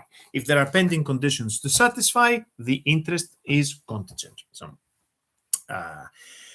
I don't know, it's a bit of a gruesome thing, waiting for people to croak so you inherit the property, but we've kind of all been there. And perhaps conceptually, this is a little bit easier to get your head around, as opposed to the ones that we did previously that really did seem to be a little bit more complicated. So let's see what we have next. So If you got hopes for anything pleasant, I will disappoint you. There is no pleasant in FLK2. If you want pleasant, you guys are probably all already subscribed. If you're not already subscribed to my newsletter, drop me an email at newsletter@glintis.co.uk, and I will get you guys in there and add you to my mailing list. So I'm going to send you like a fresh question every Monday, some of which are on fun stuff. They're not necessarily on the most horrible aspects of FLK2. But today we came here to battle the horrible. We did not come here to battle the accessible. So question 11. A solicitor is acting for the purchaser of a property in England with registered title. The purchaser is buying the property with the aid of a mortgage. Contracts have been exchanged, the completion information and undertaking form has been sent, and the solicitor has conducted an official search with priority. This is the OS1 form. Following completion, the solicitor will need to deal with post-completion matters involving payment of stamp duty to HMRC and registration of the dealing with the land registry. Registration of the land registry must take place within 30 working days of which date? Yeah, that's your question. So you got 30 days to register with the land registry, but when does the time start ticking? Your options are A, the date contracts are exchanged to avoid interest becoming payable on outstanding stamp duty. B, the date of completion to avoid the interest becoming payable on outstanding completion money. C, the date of completion to avoid the equitable title in the property reverting to the seller. D is the date of the result of OS1 to avoid subsequent entries being made on the title which bind the purchaser. E, the date of completion to avoid the mortgagee's power of sale arising under the legal charge. Okay, you can vote now. We get a couple of votes for D. All right, are we feeling confident about this one? Any of you guys working in conveyancing? The funny thing is that I hadn't looked at that stuff in ages, and now that I'm revising all this to make the lectures for you guys, I'm beginning to understand why various things happened during the conveyancing of my house that I wasn't exactly sure what was going on. I really should have read my own lecture notes before I went through the conveyancing process. But it's funny that when you study stuff, you study them in the abstract. You don't necessarily see what they mean in practice.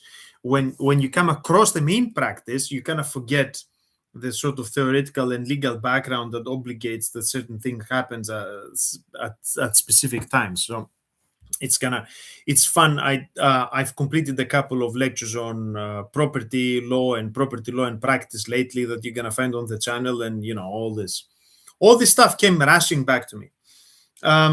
So you are so two of you are suggesting the correct answers. D, Jill's suggesting that the correct answer is C. I am going to go for D. So the correct answer is the date of the result of OS1 to avoid subsequent entries being made on the title which bind the purchaser. Right. Now, what happens with your official search is that you get priority over any other charges. But this priority doesn't last forever. It gives you 30 days. So this is super important because you want, this is on the basis of the land registry rules of 2003. The super important thing is that you do not run the risk of anybody going to register any rights over the property while you are in the process of trying to buy it.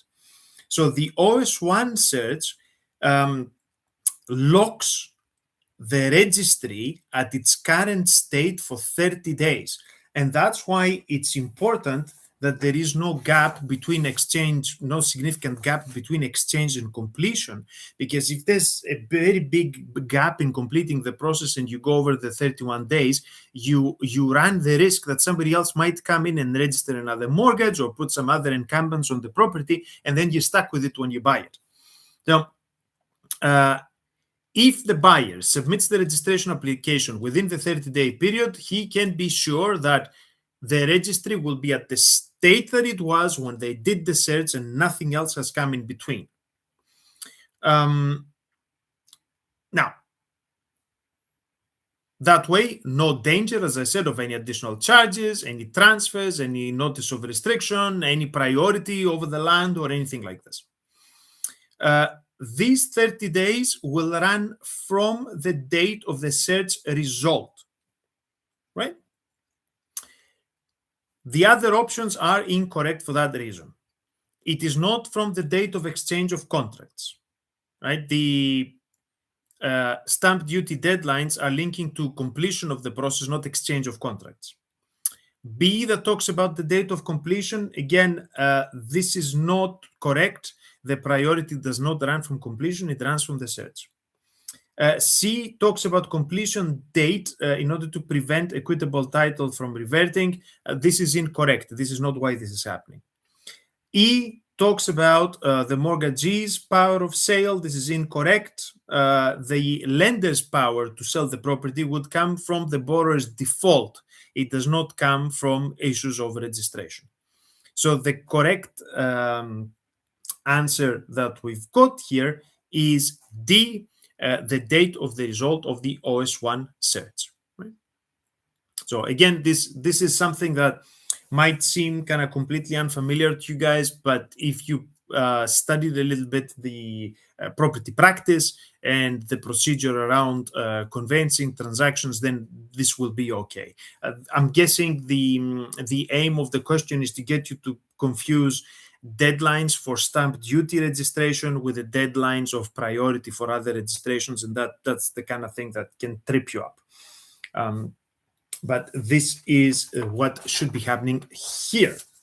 Okay, we've got Nuggets. Who's Nugs? Hello, Nugs.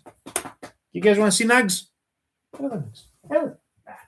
If I don't have any food to offer, then Nuggets is not very incentivized to come and play with us. No, come on, Nugs. We had a difficult time with the computers not working and everything like being really messed up. Yes, come and say hi. Nah. Okay. No, I cannot. I cannot have the time to go catch him. Maybe he's gonna turn up.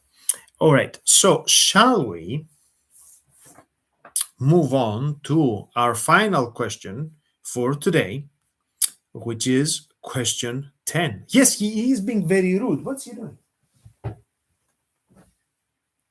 I think he's hiding in his basket. Oh, that is so cute, but I cannot. That would be unfair to go and grab him now. He looks so cute in there. All right. Okay, let's go for question 12.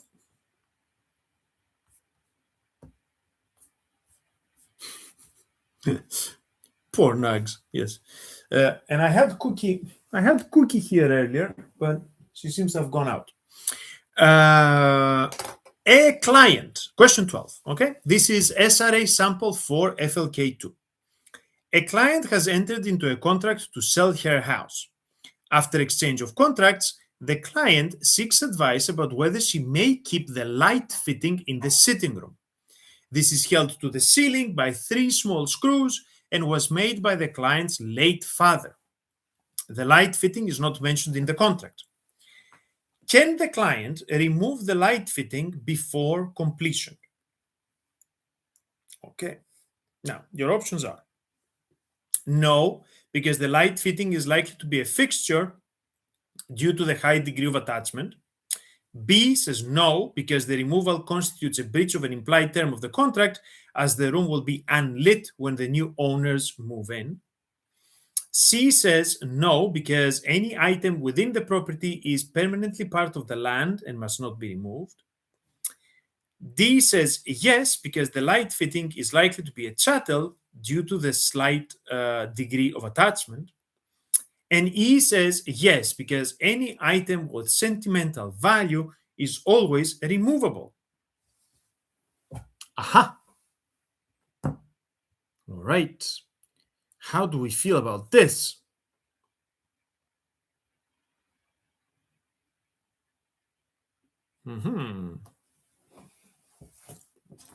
Should it be removable, or should it be something that stays with the property? Okay. So you guys are thinking that 3 small screws are a slight degree of attachment? in the place where I'm in, everything is held together with 3 small screws. So I'm guessing, they could have kind of walked off with the walls and everything, because everything's attached like this. But yes, you are correct. The lighting is likely to be a chattel, which means movable property, because there is a slight degree of attachment.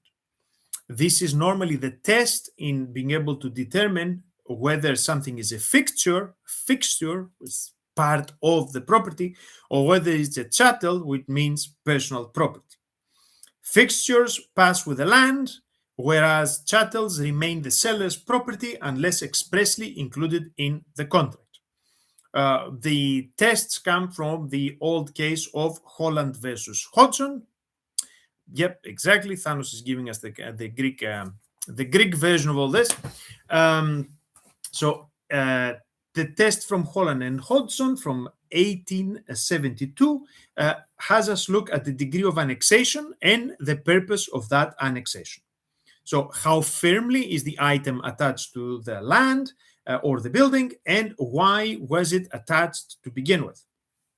So 3 small screws represents a slight degree of attachment. It can be removed fairly easily.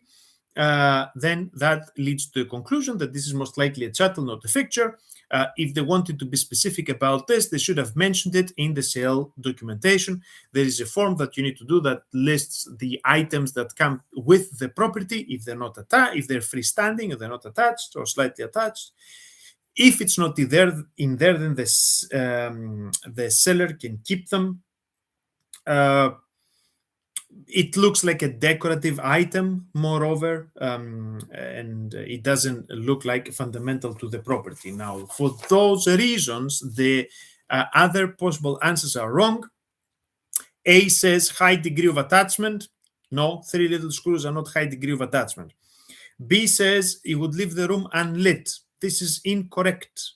The test is not one of functionality. The test is one of degree of attachment, which determines whether it's a fixture or a chattel. C says any item in the property becomes part of the land. No, it doesn't. Chattels are removable. That's the whole point of the test.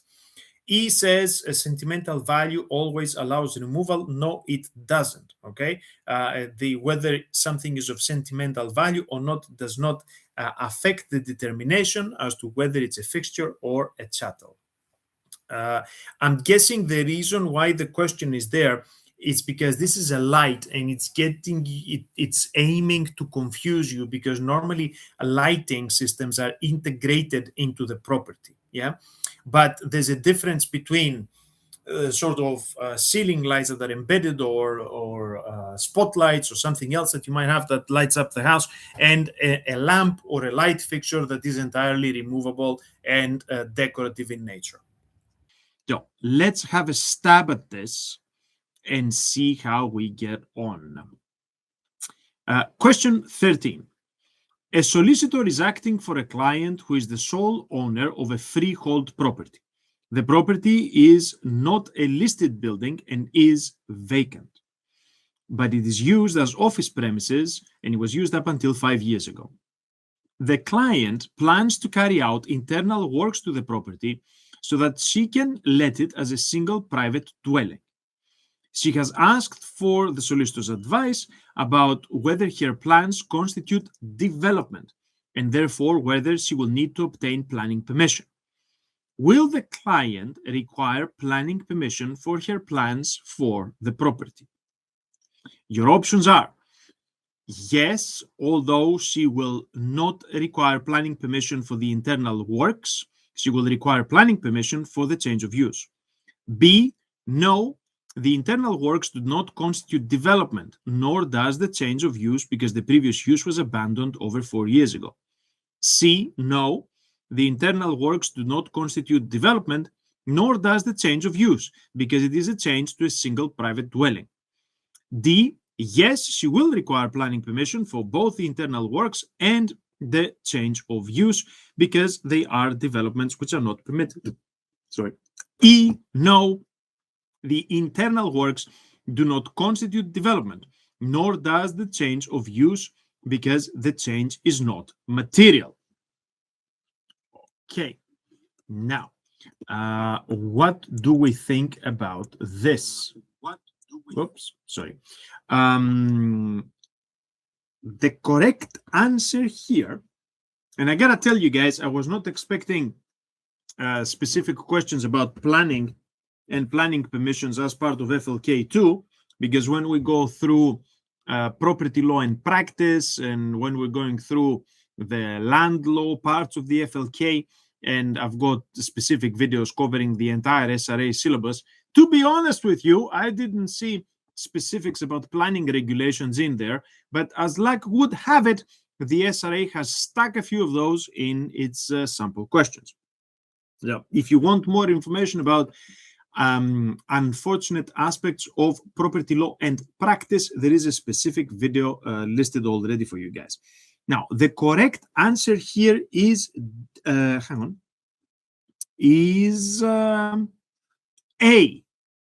Yes. Although she will not require planning permission for the internal works, she will require planning permission for the change of use. Now, why is this? You should start by looking at Section 55 of the Town and Country Planning Act of 1990. This has to do with the definition of development. This includes both operational development and the making of any material change in the use of the land or the buildings. These are internal works, and this is a non-listed building, so we don't really care about this. If the works do not affect the external appearance of the building, they're not treated as operational development for planning permission purposes. However, a change from office use to private dwelling use is a material change, and that will require planning permission unless some exemption applies. So you have official guidance for this that also confirms that this is usually treated as a material permission. It's a question of fact, it's not a question of degree, so it doesn't have to do with how many changes they've implemented to change from one mode to the other. Yeah? So A is the correct answer because it separates the two issues. It says that the internal works are fine, but it is the change of use from office to dwelling that will come under the definition of development under Section 55. B is wrong. How long it's been vacant does not mean that the previous planning use has been abandoned. If you want to talk about abandonment, there are some extra things that you need to talk about. This is quite sensitive on the facts of the case. It is not simply a matter of how much time has elapsed since the previous use. We normally hear about 4 years because this comes with some immunity periods for enforcement matters, but it does not automatically change the use or abandon the prior one. So B was wrong for these reasons. C is also wrong. A change to use as a single private dwelling can still be a material change.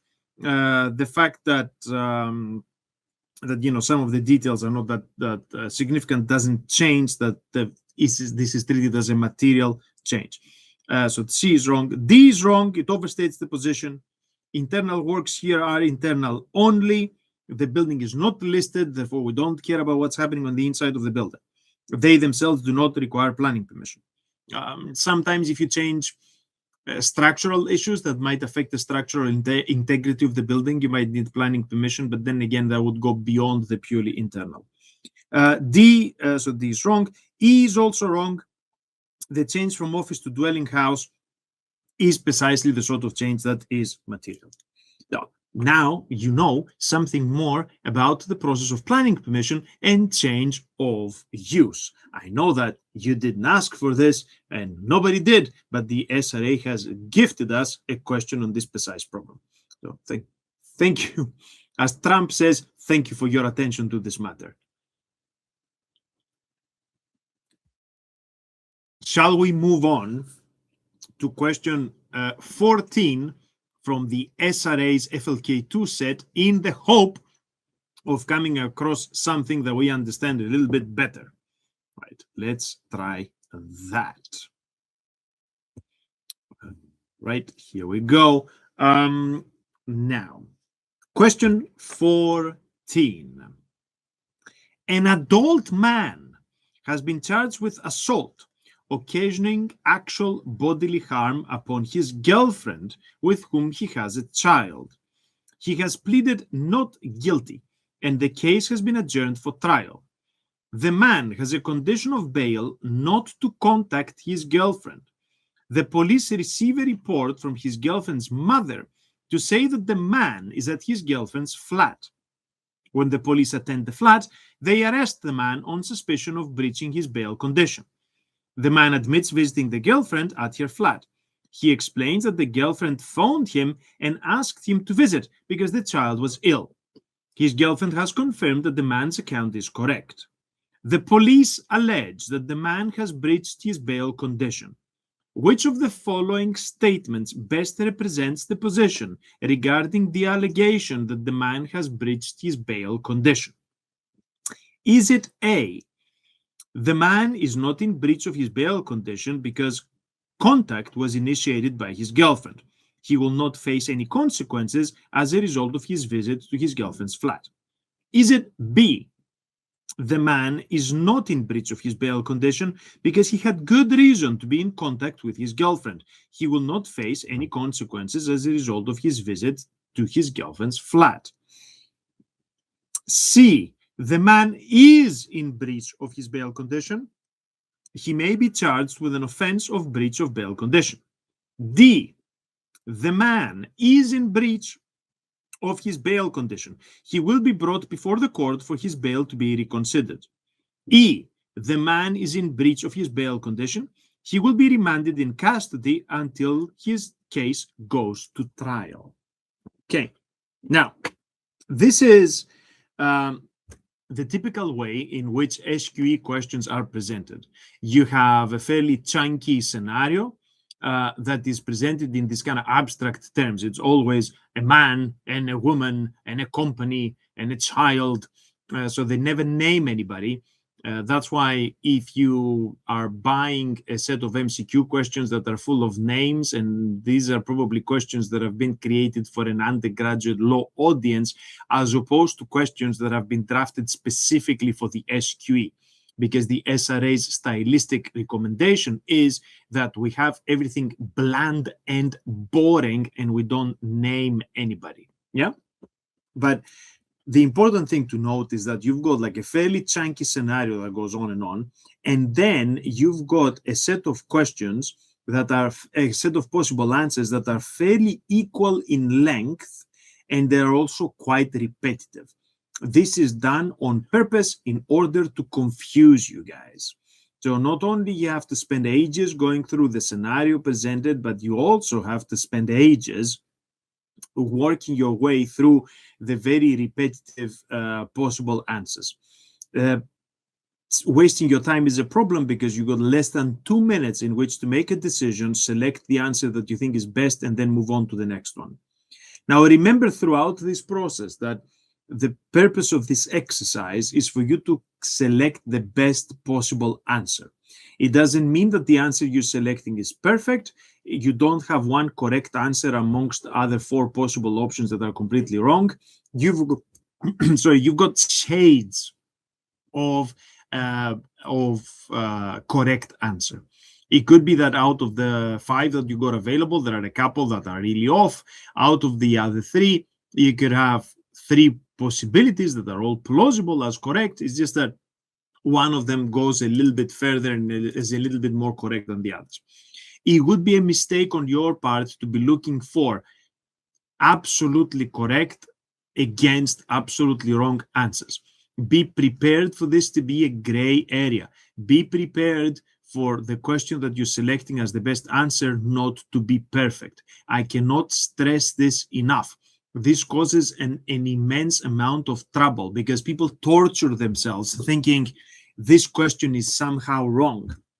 It doesn't matter if you could have drafted either the question or the answer in a way that is slightly different.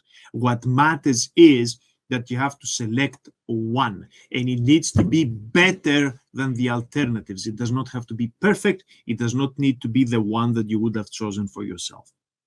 Now, with that in mind, what do we think is going to be the correct answer here? We got a few people watching us live. Thank you guys for turning up. Would you like to venture a guess? Is it A, B, C, or D? You can try and put your answer there while I'm kind of choking on this kind of cherry thing here. This is no brand placement, by the way, yes? I'm not promoting that you purchase this stuff. If if the Dr. Pepper people want to get in touch with my marketing department, they can. Right, so the correct answer for question 14 is option D. The man is in breach of his bail condition. He will be brought before the court for his bail to be reconsidered. The important point to note is that the bail condition specifies which conduct is prohibited. It doesn't matter the motivation for breaching the prohibition. If the man goes to the girlfriend's flat and has contact with her, he breaches the condition. It doesn't matter who initiates the contact. It doesn't matter what the motivation for the contact was. The motive might explain why, but does not erase the breach. So a breach of bail condition is not a separate offense, though, right? You have to look at the Bail Act of 1976 for details. So it is not a separate offense that the man's going to get prosecuted for, but it means that the reason to get the bail is being reconsidered. Yeah? Now,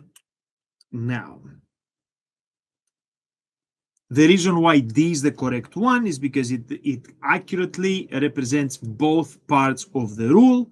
There has been a breach, and the procedural consequence is that the man is brought before the court for reconsideration of his bail.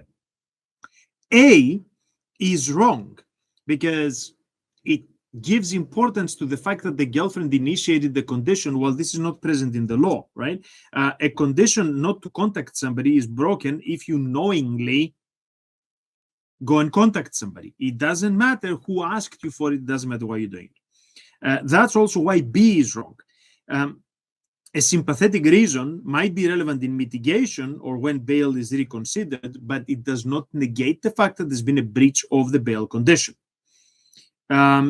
It's also wrong to say that the man will face no consequences for doing this. The consequence could be that his bail is varied, it's tightened, or it is entirely withdrawn and he is returned to custody. C is also wrong.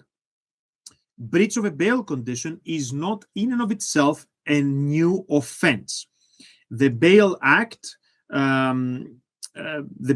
offense of failing without the reasonable cause to surrender to custody is different. The man didn't run away; he just breached the terms of his bail. E also is wrong. Custody is possible after reconsideration, but not automatic. The court will take the fact that the man has breached the condition as an opportunity to reconsider his bail. It does not follow that the defendant will be remanded in custody until his trial. Okay, so what we've learned from this is that if you got bail conditions, do not breach them. It doesn't go as far as saying that you're committing a new offense, but it certainly means that you have breached them, and the reason why does not prevent the breach from taking place. Okie dokie. So we did like a kind of nasty property law planning question. Now we've done one on bail terms. which is in the FLK criminal law and practice. And we're moving on to something else. Let's see. Is that going to be any better, or is that going to be worse? Man, really, I'm with you guys if you're kind of struggling through FLK2. Honestly. Reminds me why I'm not teaching that stuff on the day job. Now, question 15. A man died intestate a month ago. He had never been married or in a civil partnership. At the time of his death, the man was living with his partner with whom he had been cohabiting for 20 years, and her daughter aged 23. The partner's daughter lived with the man and his partner throughout their relationship. The man had a son aged 25 from a previous relationship and a daughter aged 19 with whom he is his partner adopted 10 years ago. Who is entitled to share in the distribution of the man's estate? Okay, let's have another look at this. So the man's living with his partner. They're not married, but they've been cohabiting for a long time. The partner has a daughter.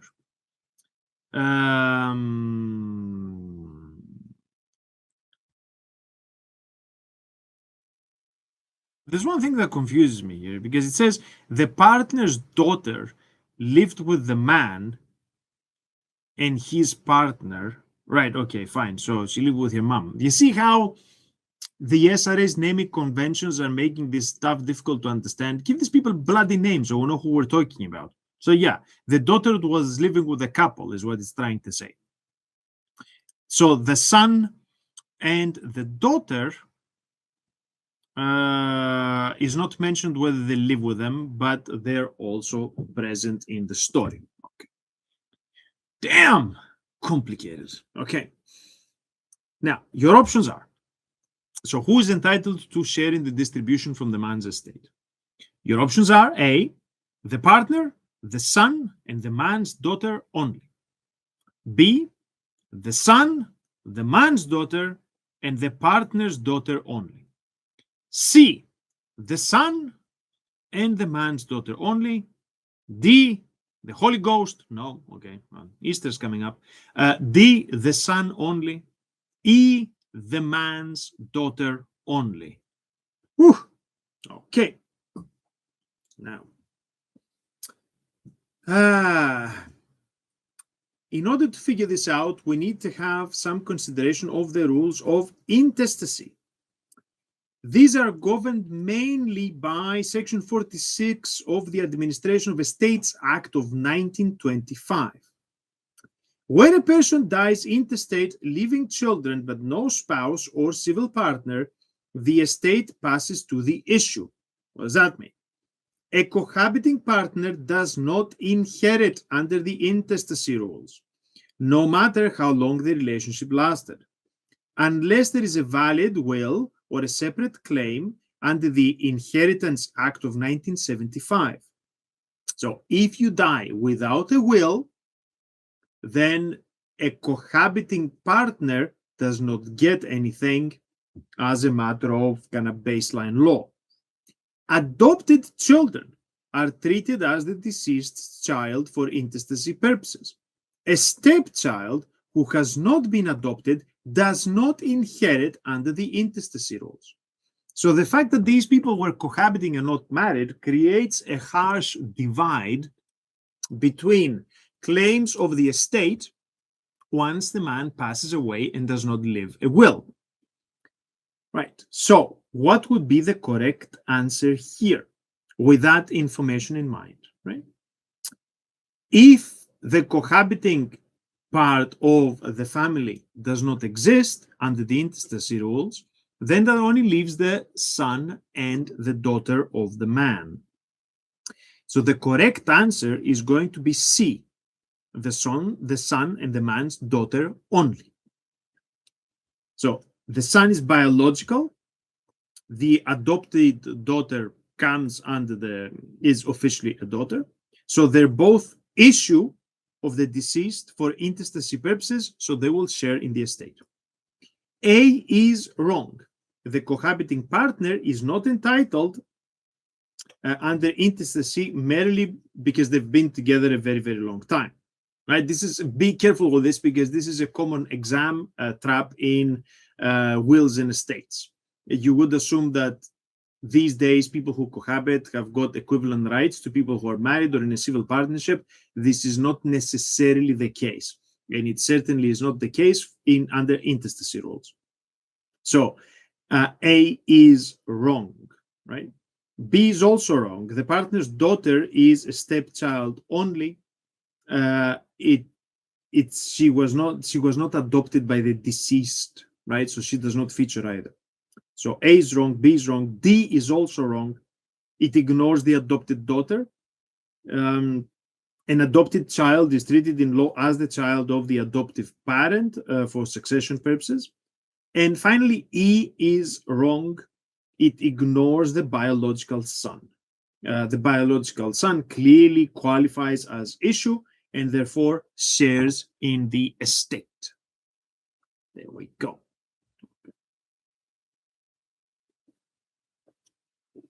Message for cohabiting couples: make a will. It's a bit retrograde, but that is the state of the law as it stands.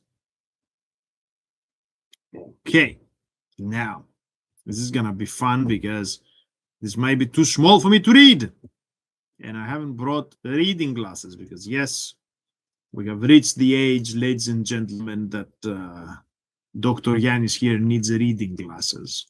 Yeah. Okay. This is going to be question, hang on, I don't see the number. Question 16. Question 16. A man has been charged with robbery. He was not represented at the police station because he declined legal advice.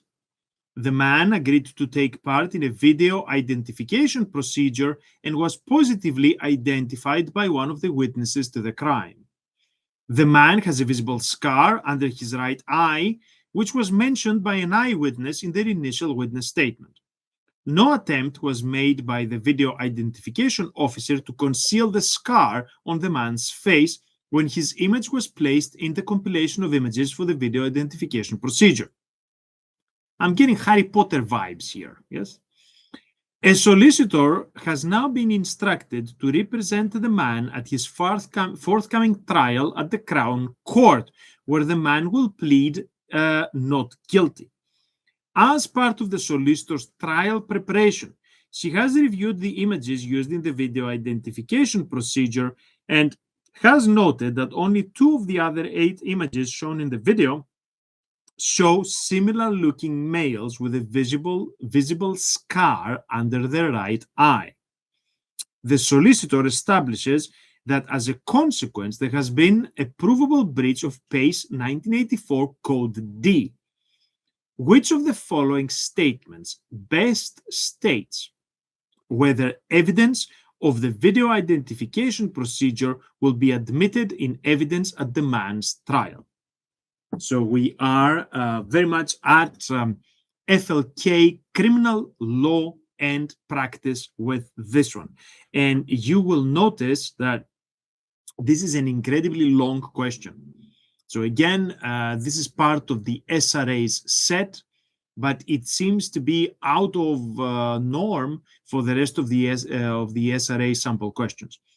This is incredibly long. It contains a lot of stuff. The answers that you have are also quite lengthy. So this is going to be a problem if you have 1.7 minutes to dissect all this and arrive at a correct answer.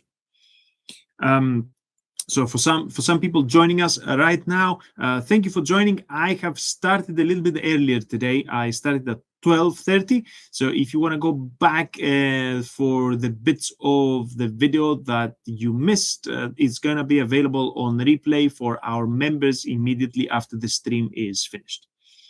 So the question was, which of the following statements best describes whether evidence of the video identification procedure will be admitted in evidence at the man's trial? A, The breach of Code D may lead the court to conclude that the evidence should be excluded if its admission would be an abuse of process. B, the breach of Code D will compel the court to exclude the evidence because because of its prejudicial effect.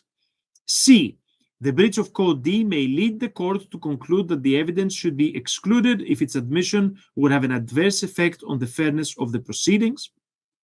D, the breach of Code D will not compel the court to exclude the evidence because its admission would not have an adverse effect on the fairness of the proceedings. E, the breach of Code D will compel the court to conclude that the evidence should be excluded and order that the breach must be cured by the police conducting a further video identification procedure in compliance with Code D. Oh, oof. Okay, so I can bet you guys that by the time you go to the end of reading this, you have spent more than 1.7 minutes. There's a challenge there in and of itself. Do we have any thoughts as to what would be the correct answer here?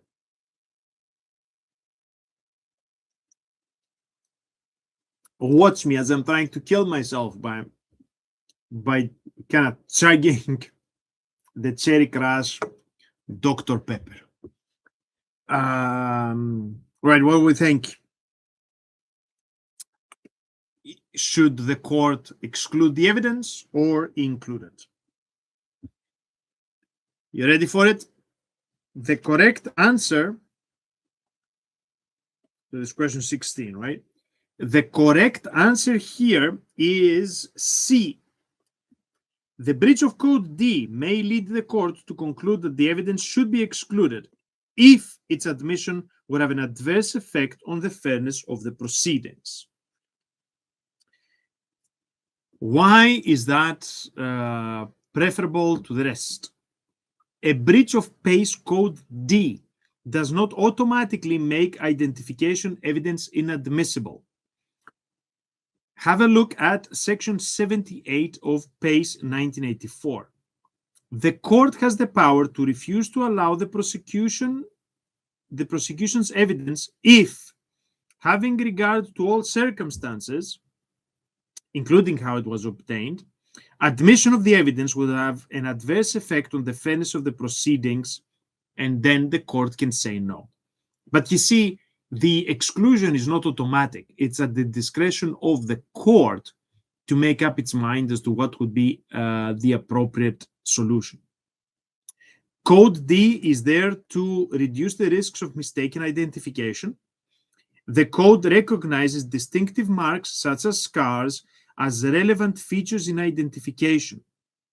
If only 2 of the other 8 images showed a similar scar under the right eye, there's a strong argument that the procedure was unfairly suggestive. That does not compel exclusion even in and of itself, but it does create a serious Section 78 issue. Therefore, the defendant's solicitor will argue that the evidence should be excluded, but the court will have a look at the circumstances of the case, because as we said, violation of the code does not mean that the evidence is technically immediately inadmissible. So C is right. This is the correct legal test. Exclusion is discretionary under Section 78. Does it affect fairness in the proceedings or not? A is wrong because it talks about abuse of process. This is the wrong doctrine in this setting.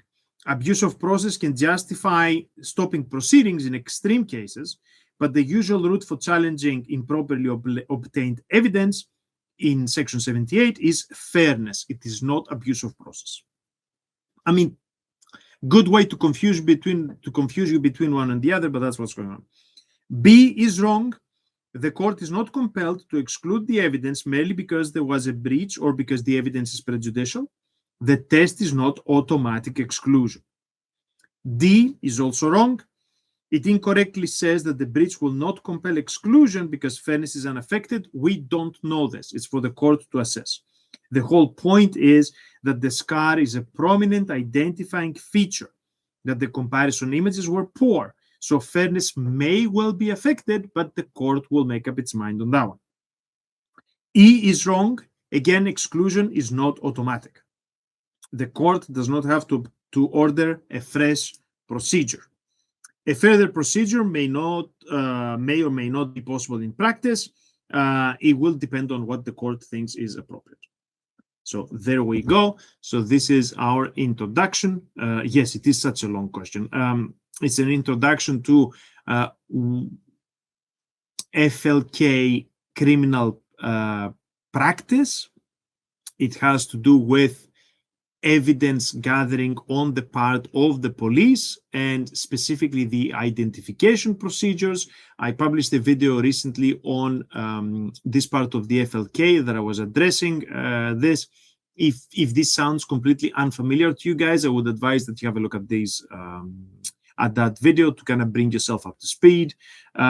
I will agree with Jill there in the comments that yes, in fact, this is a very, very long question, and I am actually surprised that this is part of the SRA set, because it's not possible to just read through all of this and make an informed decision in less than 2 minutes. So hopefully you will not come across questions of this length and complexity in the exam itself. Now, maybe they're sticking it in there just to keep us on our toes, but it's not a question I would wish on people. Also because FLK criminal practice is a little obscure, unless you spend a lot of time around police stations getting arrested. It's a bit obscure for the majority of people. And yeah, Jill, as I was saying earlier, I started a bit early today. I started at 12:30. So if you've missed the first part of the show, then you can watch it on the replay. Right, moving on. This is now question 17 from the SRA set. As always, FLK2. Okay. And don't we love FLK2, people? Give us a round of applause, or hit the like button if you guys are fans of. Like, nobody's gonna do it now because nobody's a fan of FLK2. If you're not fans of FLK2, hit the like button.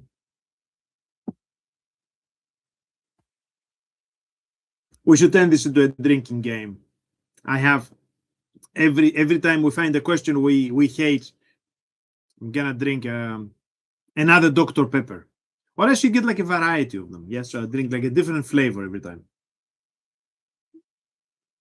Okay, now moving on. Question 17. Some more violence. A man attacks a victim at a nightclub, violently banging the victim's head, it's very graphic, backwards against the wall, and intending to cause the victim really serious bodily harm. He's like putting some effort in there. The victim is badly injured and goes to the doorman who works at the nightclub to ask for help. The doorman thinks the victim is drunk and throws her out of the building. Soon afterwards, the victim is found lying on the pavement and is taken to hospital. Her condition is very serious due to massive brain damage sustained as a result of the man's actions, together with some deterioration in her condition while she's lying on the pavement. She is placed on life support. It is then switched off when it becomes clear that she has suffered brainstem death. Wow, this escalated quickly. The man is charged with murder. Which statement best explains the man's potential liability for murder? Right. A, he cannot be found guilty of murder because the doorman's actions contributed to the victim's death. B, he cannot be found guilty of murder because death was not an inevitable consequence of his actions. C, he cannot be found guilty of murder because the victim only died as a result of the life support machine being switched off. D, he can be found guilty of murder because he's an accomplice to the doorman's actions which resulted in the victim's death. E, he can be found guilty of murder because his conduct was a substantial and operative cause of the victim's death. Okay. So apologies for the graphic content of this question. Again, it's not my idea, it is the SRA. What do we think would be the appropriate response here?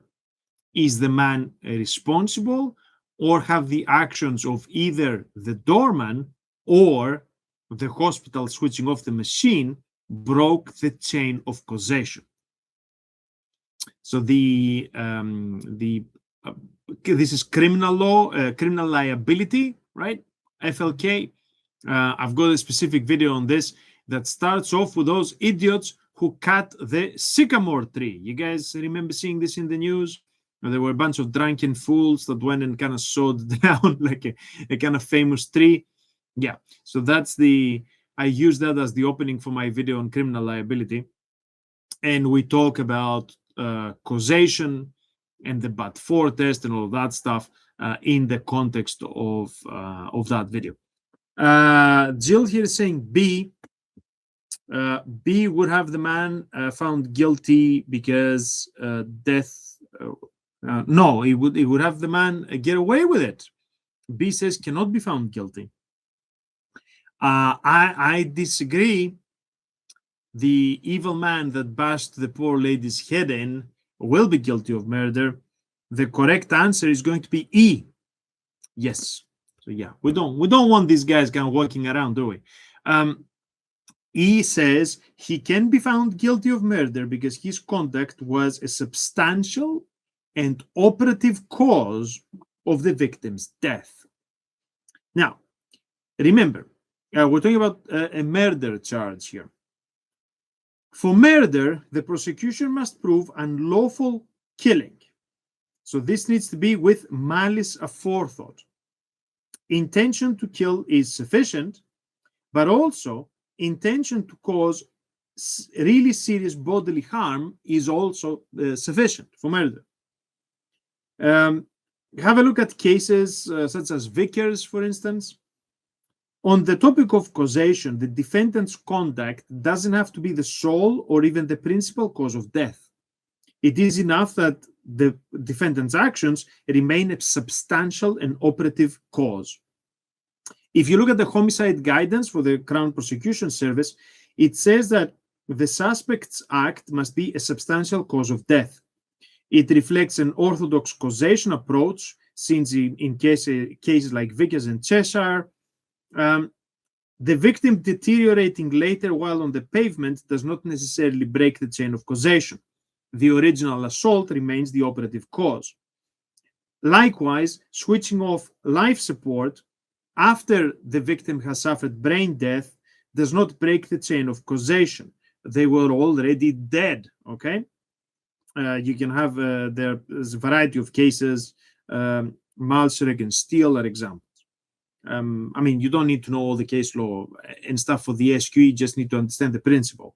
So the key principle here is that under an orthodox causation test, we need the defendant's assault to have caused catastrophic injury, in which case other things that happen do not break the chain of causation.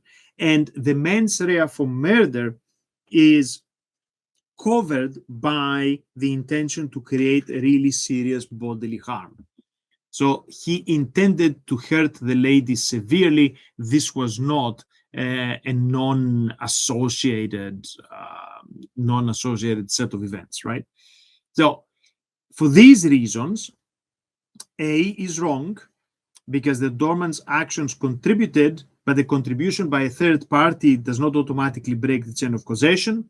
In this case, the original attacker will remain liable unless the later act is completely independent and very powerful, so that it creates like a different reason for the victim dying. The facts of this case do not suggest this, so we have no break in the chain. B is also wrong. Murder does not require death to be inevitable.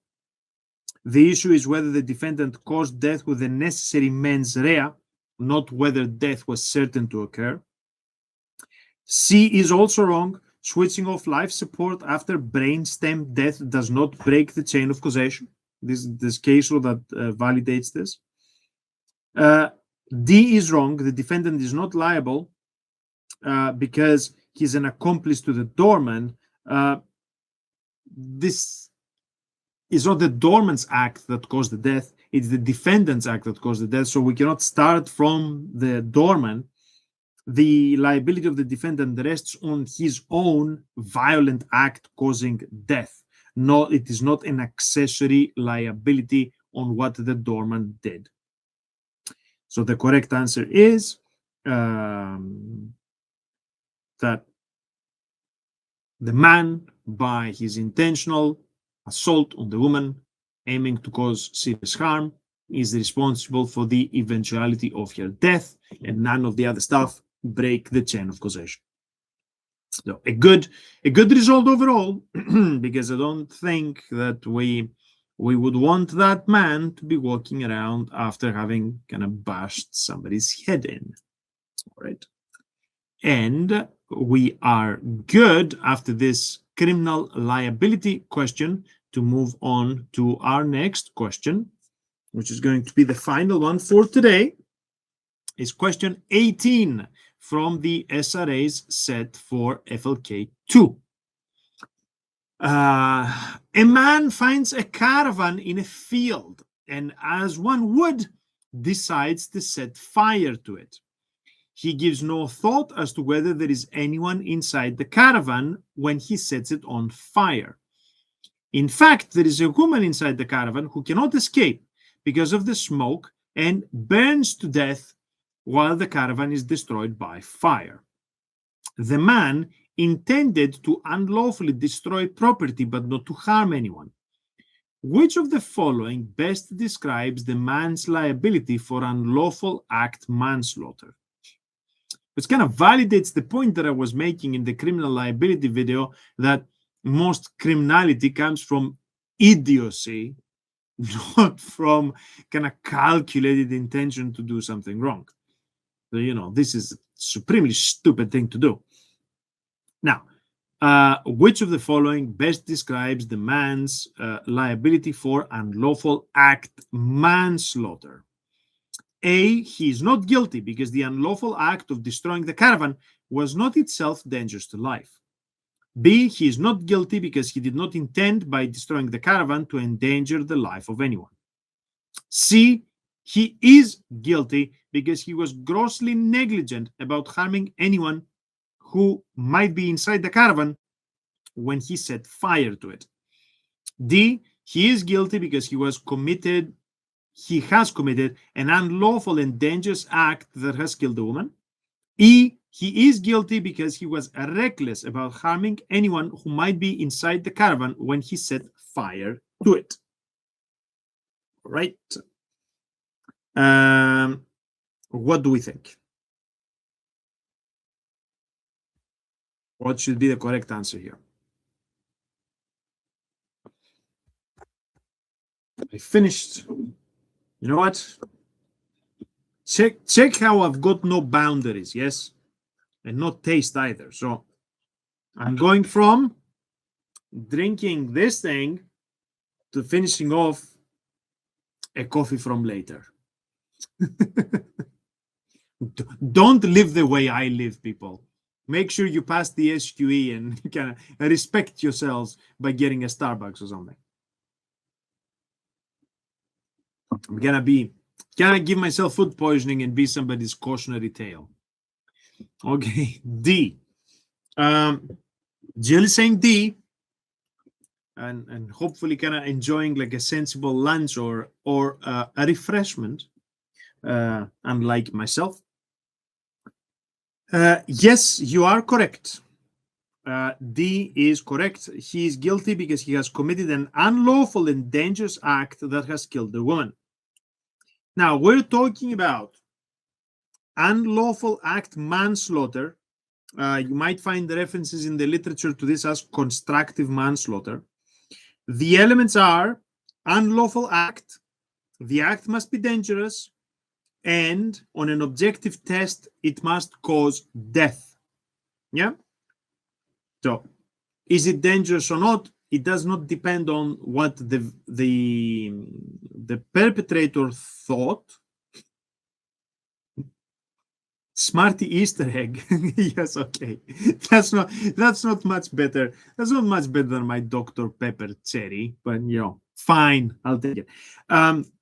So the test as to whether an act is dangerous, it does not depend on the assessment of the perpetrator. It's an objective test. So the court will assess on the basis of a reasonable person whether that would be considered dangerous, and of course the result must be death.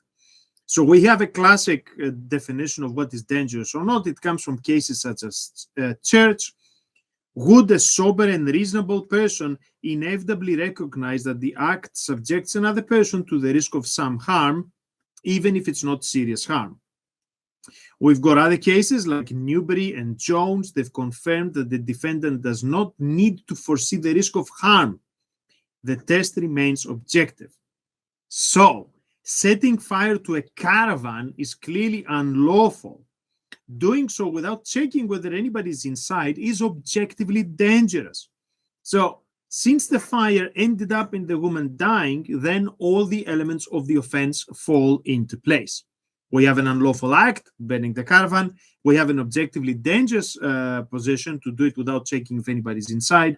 It results in somebody's death. Therefore, everything clicks together. Therefore, D is right. Correct structure of unlawful act manslaughter. It is a criminal act. It is objectively dangerous. It causes death. A is wrong. Destroying or setting fire to a caravan is capable of being dangerous to life, or, at least in the way the case law describes it, it exposes another to the risk of some physical harm.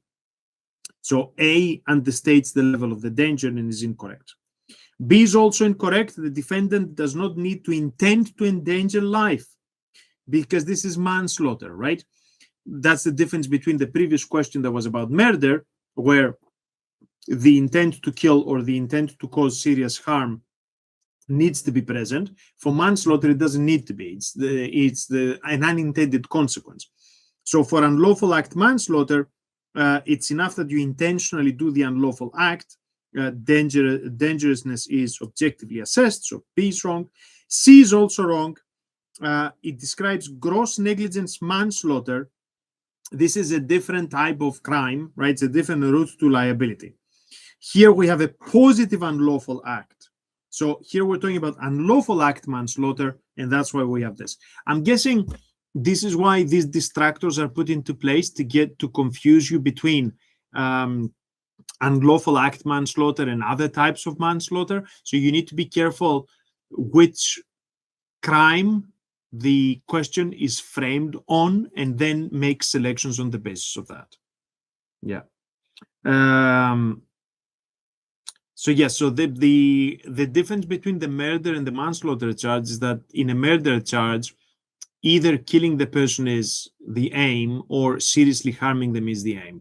For manslaughter, you're doing something else that is unlawful or it is negligent enough to be prohibited, and the unintended consequence in somebody's death. Yeah, so that's the sort of distinction between the two crimes. E is also wrong. Recklessness as to harming someone may be present on the facts, but it's not the best legal description of why they're liable. The offense is not proved because they were reckless. It's proved because they intentionally committed an unlawful act that was objectively leading to somebody's death. And on that set of unfortunate consequences, we have reached the end of our show for today. So thank you very much for joining me for this little travel through me drinking a variety of weird things and talking about unpleasant parts of FLK2. Thank you for watching. Thank you for joining the stream. Have fun for the rest of your day, guys. Enjoy the sunshine, and I'll see you next week.